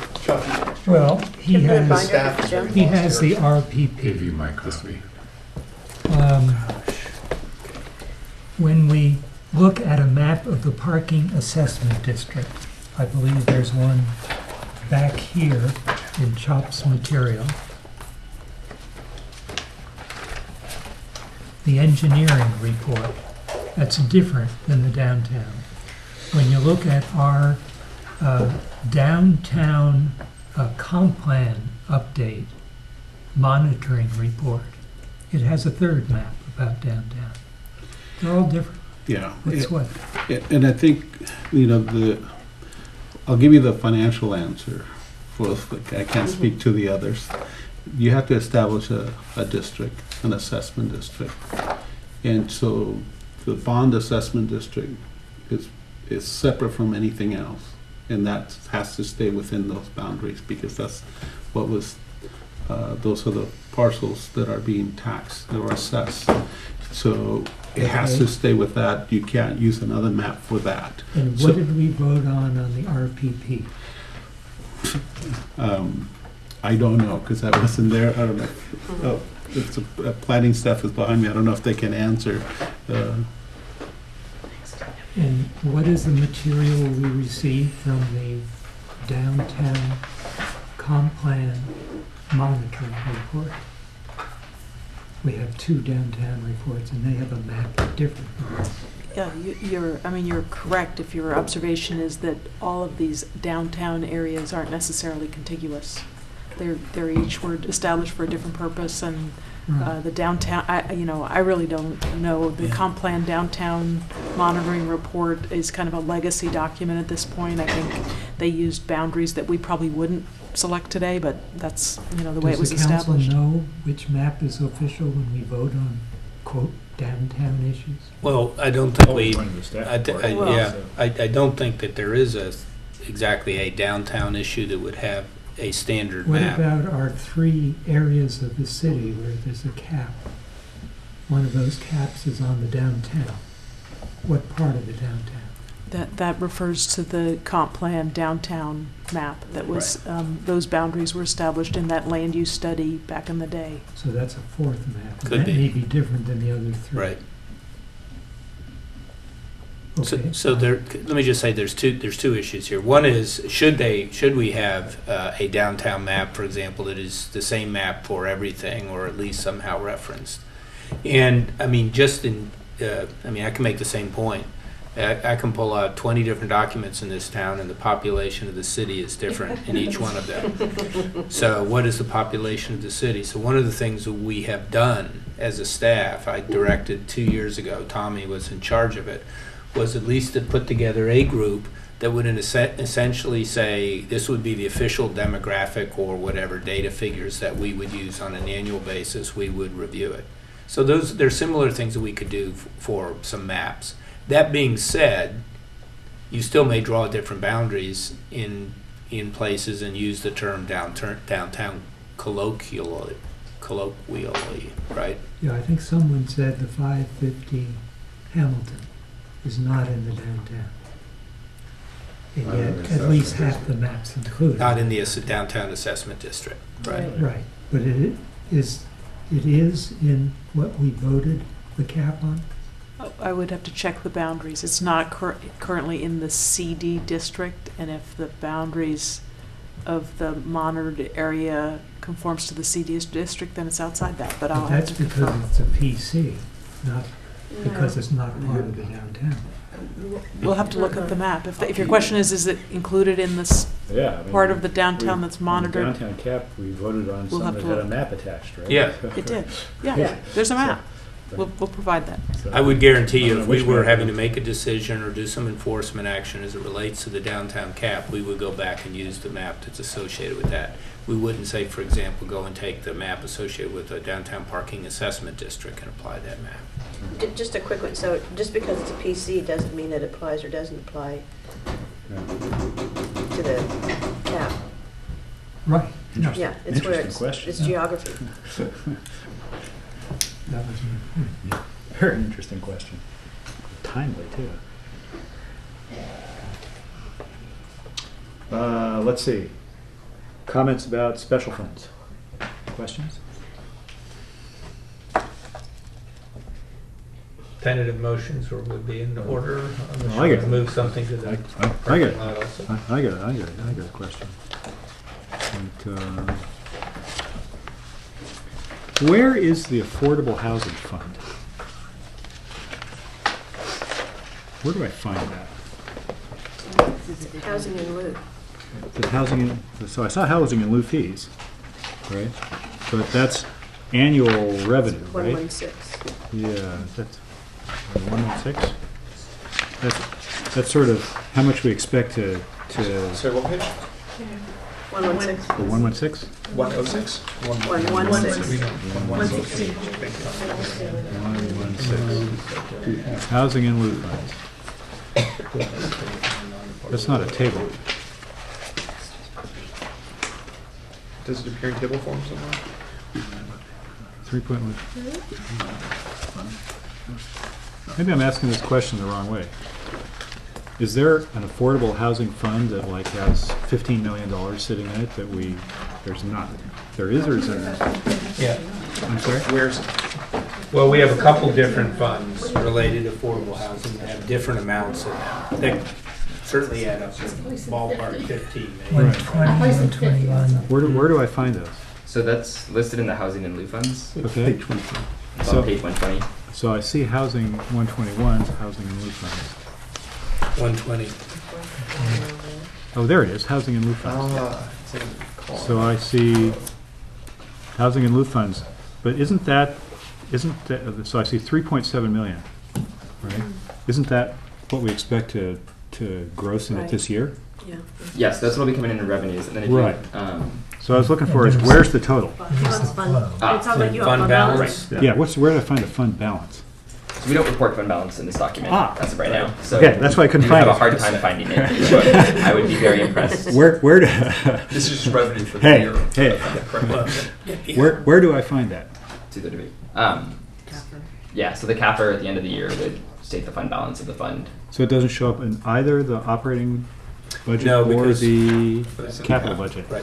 Typically, what we do is, The of course, balance the sheet. budget is the vehicle for the spending plan for the year. Right, okay. And the appropriations that we would make, so That's we're not clear. appropriating those That's funds. clear.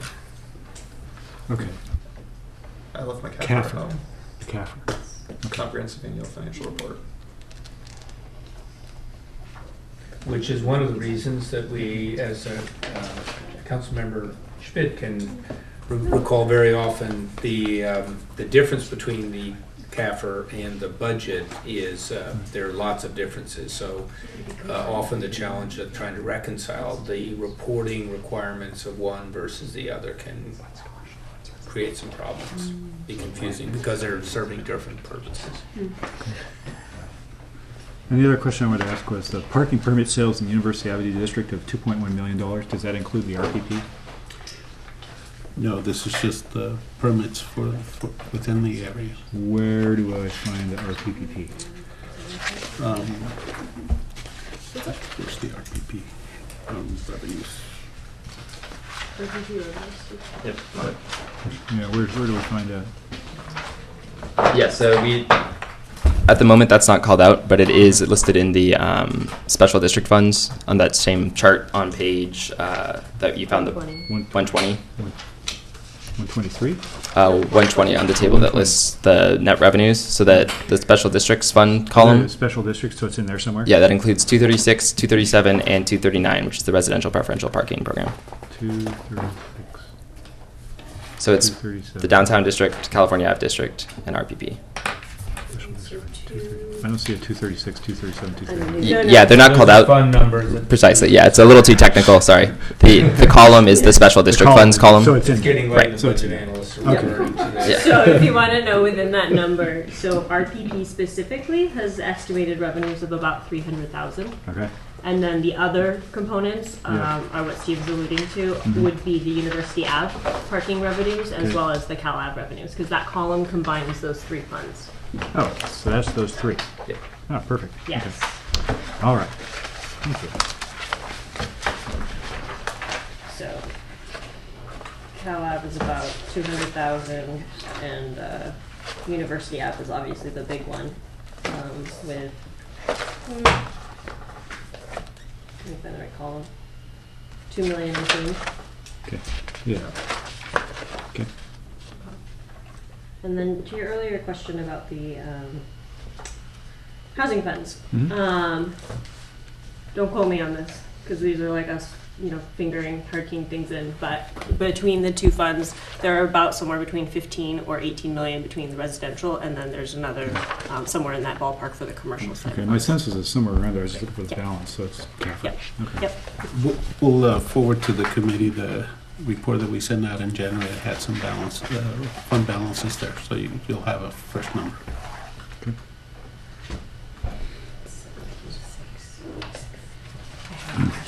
I did notice that on Cal Ave, parking permits expenses are greater than revenues. And that's something staff will explore as we go forward, is aligning revenues with expenses and looking at things like increasing the costs for the permits and such. Okay.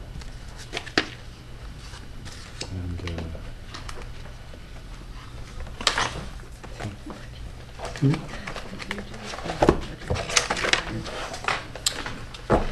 that was mine.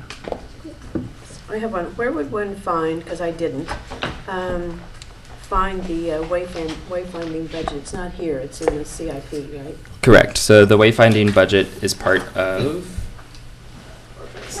The CIP will be coming later. Yeah, and the CIP will be discussed on. 17. Right. On 17. Okay. It's part of the general CIP. It's part of the CIP. Yeah. And you'll see the transfer in the CIP from the parking fund and then the project itself.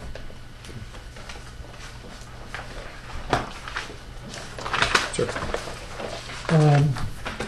We had a meeting on the finance committee about the in-lieu housing fee. And, During our fee update. consultant came in and gave a report, and we disagreed with the report, and they were going to come back. I guess before we vote anything, what's the status of that? Yeah, we're scheduled to come back to the committee on June 6th or so, and we're kind of scrambling to meet that deadline, but we're trying to get to you before the break with response to some of the questions and requests the committee had and a draft ordinance for you to take a look at.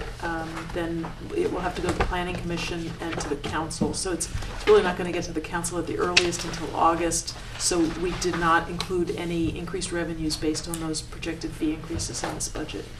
I'm sorry, what was that topic? I missed the question. In-lieu housing. Housing impact okay. fees. It's June 7th. So what's in the budget here is just an extrapolation from the current Correct. situation. Correct. Okay, thank you. Go ahead. Yeah, so I guess I have a couple of questions. On page 37 of the presentations from this evening, housing and lieu funds, revenue projected to decrease by 1.7 million based on tracking. Can staff elaborate on that and help me to translate what that means? Sure. So Sherry from planning to be able to speak to the tracking for the decrease in the housing and lieu funds based on tracking. Yeah, thank you. So we took a look this year. We just were trying to take a look at what's in the pipeline.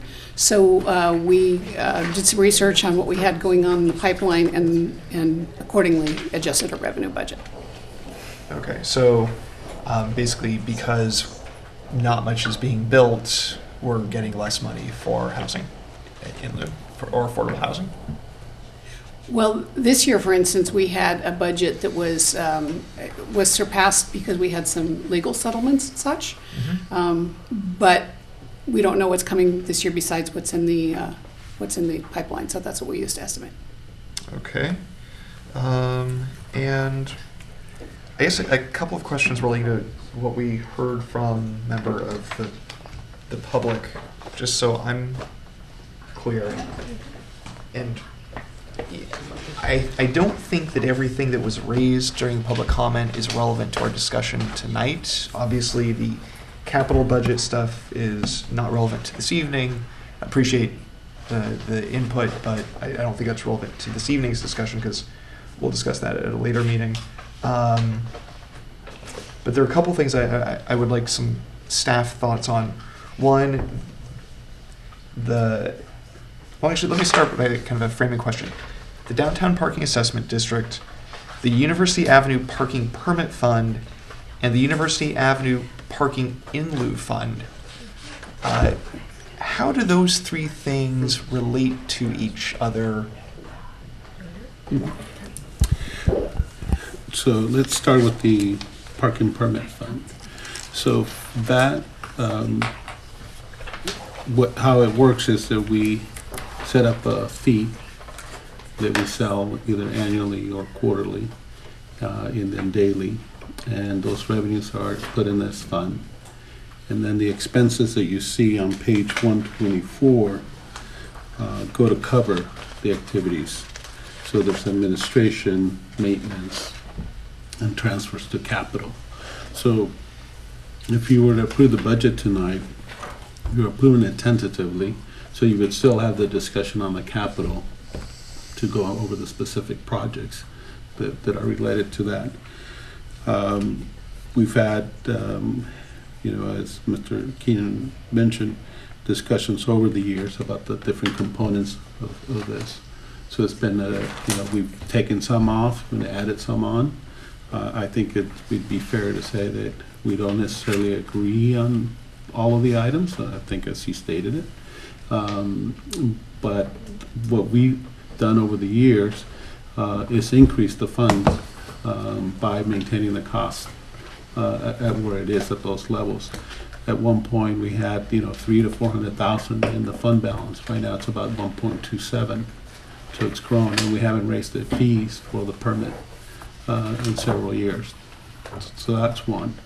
The assessment is a total separate item, not related to this at all. And that was set up to build the garages. And so there's an annual assessment. We refunded or refinance is probably a better term than everybody knows, the bonds, and saved about $3 million off the top of my head recently within the last 3 years. And so that assessment is done annually, and then the owners of the parcels in the district pay for those bonds. Then the parking in lieu was a situation where if you did not park your building, then you had an option to pay, and the number has varied between $60,000 and $65,000. That's the latest numbers have changed per space that you didn't have parked. And those funds have been put aside to build garages, and roughly $4.5 million are in that fund. The concern that we have with that is those are sitting there, and the escalation of the cost of the garage could go. So we do need to figure out what we're going to do, and then what the difference is, and how we're going to fund that for any proposed garage that comes up in the downtown area. What's that fund invested in? Well, it's got to be within our limits, right? Which is we're restricted. We can't do equities. We do bonds and agencies. 1 or 2%. Well, yeah, about 1.8%, which that's, and the rates what they are in terms of financing are attractive. So it's something to keep in mind. So to go to this core concern that was raised by Mr. Keenan from the public. I guess the question is, are downtown parking assessment district assessments, the funds from that assessment district, are they used to fund street sweeping, downtown streets team, and police patrols? You cannot, legally. So the concern that was raised that we're doing that and should not do it because it's illegal, the city is already aware of that and is not trying to do that. So that was a misunderstanding at some point in the communication. That's what I thought, but I just... I'm not sure I heard that, but what we can't do that. The funds have to go for the payment of the debt, of the issuance of the bonds for the garages. Okay. So clarify the funding source then real quickly for everybody else then. It is the assessment, the annual assessment of the properties. Right. That's the funding. And then so the funding for these other things is coming from other sources? The sale of the permits. Right. Parking permits. So two different funds, two different purposes. Okay. Yeah, and I think a couple of us have raised questions about, Councilmember Schmidt certainly raised questions about, concerns about our lack of understanding, involvement, transparency, clarity around governance around the downtown parking assessment district. And I don't think that tonight is really the right time to get into that. I think it's an interesting conversation that we should probably have at some point, but I think it's a little bit beyond what we've agendized for this evening. And so I don't think we should get too deep into that tonight. What I can tell you is the one thing that we have done to your point, to increase the transparency, and this Mr. Keenan and the rest of the committee had asked that these parking funds be called out individually in one pot. They used to be segregated into the department budgets, so you could not go to one place and to see what the budget was. And so their request was that we segregated into a special fund, which we did about 3 years ago, it's off the top of my head. And so now you have visibility to what they are and what the changes are from year to year. And the net balance in the parking fund is that in the capital budget actually, or is that also in the CAFR? It's in the CAFR. That's $1.2 million that the fund has right now, and it, like I mentioned a little earlier, it's been growing.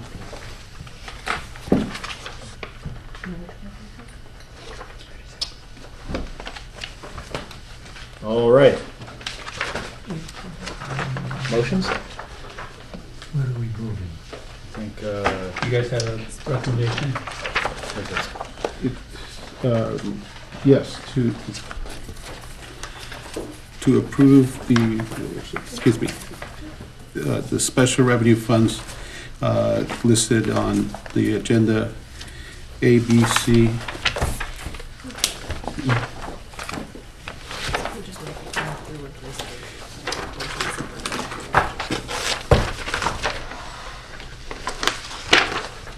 A, B, C, D?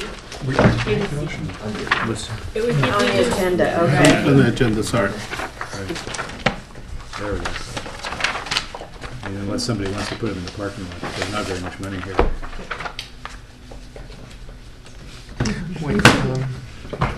There's only ABC. So,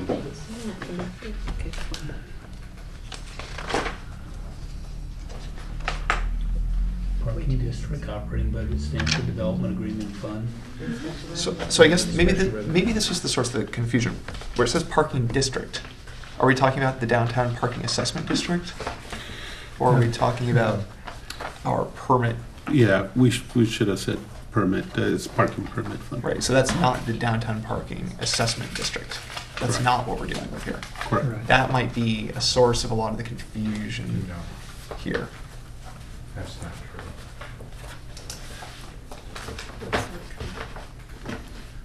Okay, I will move that we tentatively accept the special revenues overview, including the parking permit districts and for development agreement fund and other special revenue funds. Second. All in favor? Your discussion? Just making sure that the word permit is added in there for clarity, parking permit district. We got that right. Yeah, okay. Got a question? Sorry, I don't didn't catch catch who was, already. it was already seconded, right? Yeah, it was seconded. Right. Okay. Further discussion? All in favor? Aye. Motion passes. All right. Thank you very much. Let's see. Sure. So the next item is the future stuff. Yes, right? so with our next meeting is on Thursday, the 12th, this Thursday. We start at 6 o'clock. We'll have any follow-up that we may have to give you. Then we get into the muni fee schedule, followed by the Palo Works operating budget, including the general fund, and then going into the enterprise funds, refuse, storm drain, wastewater treatment, airport, and vehicle and maintenance. And within the vehicle and maintenance, there's a recommendation to go to an on-site fleet parts program, so we'll discuss that with you. And then following that, it will be Tuesday, the 17th, we'll have utilities, and then the CIP. What time are we starting on Tuesday, 17th? The 17th, we're starting at 6, and we're starting with utilities as a request from the committee. Hey, Jim. Hey, Jim, when we're done, I want to ask you. Okay. And then we follow up with our wrap-up on the 23rd. We have confirmed with the city clerk, 11 o'clock. 11 o'clock, okay. And I have revised calendars if you wish them. So Yeah, please. Please. Yes, please. That's very, this is really good.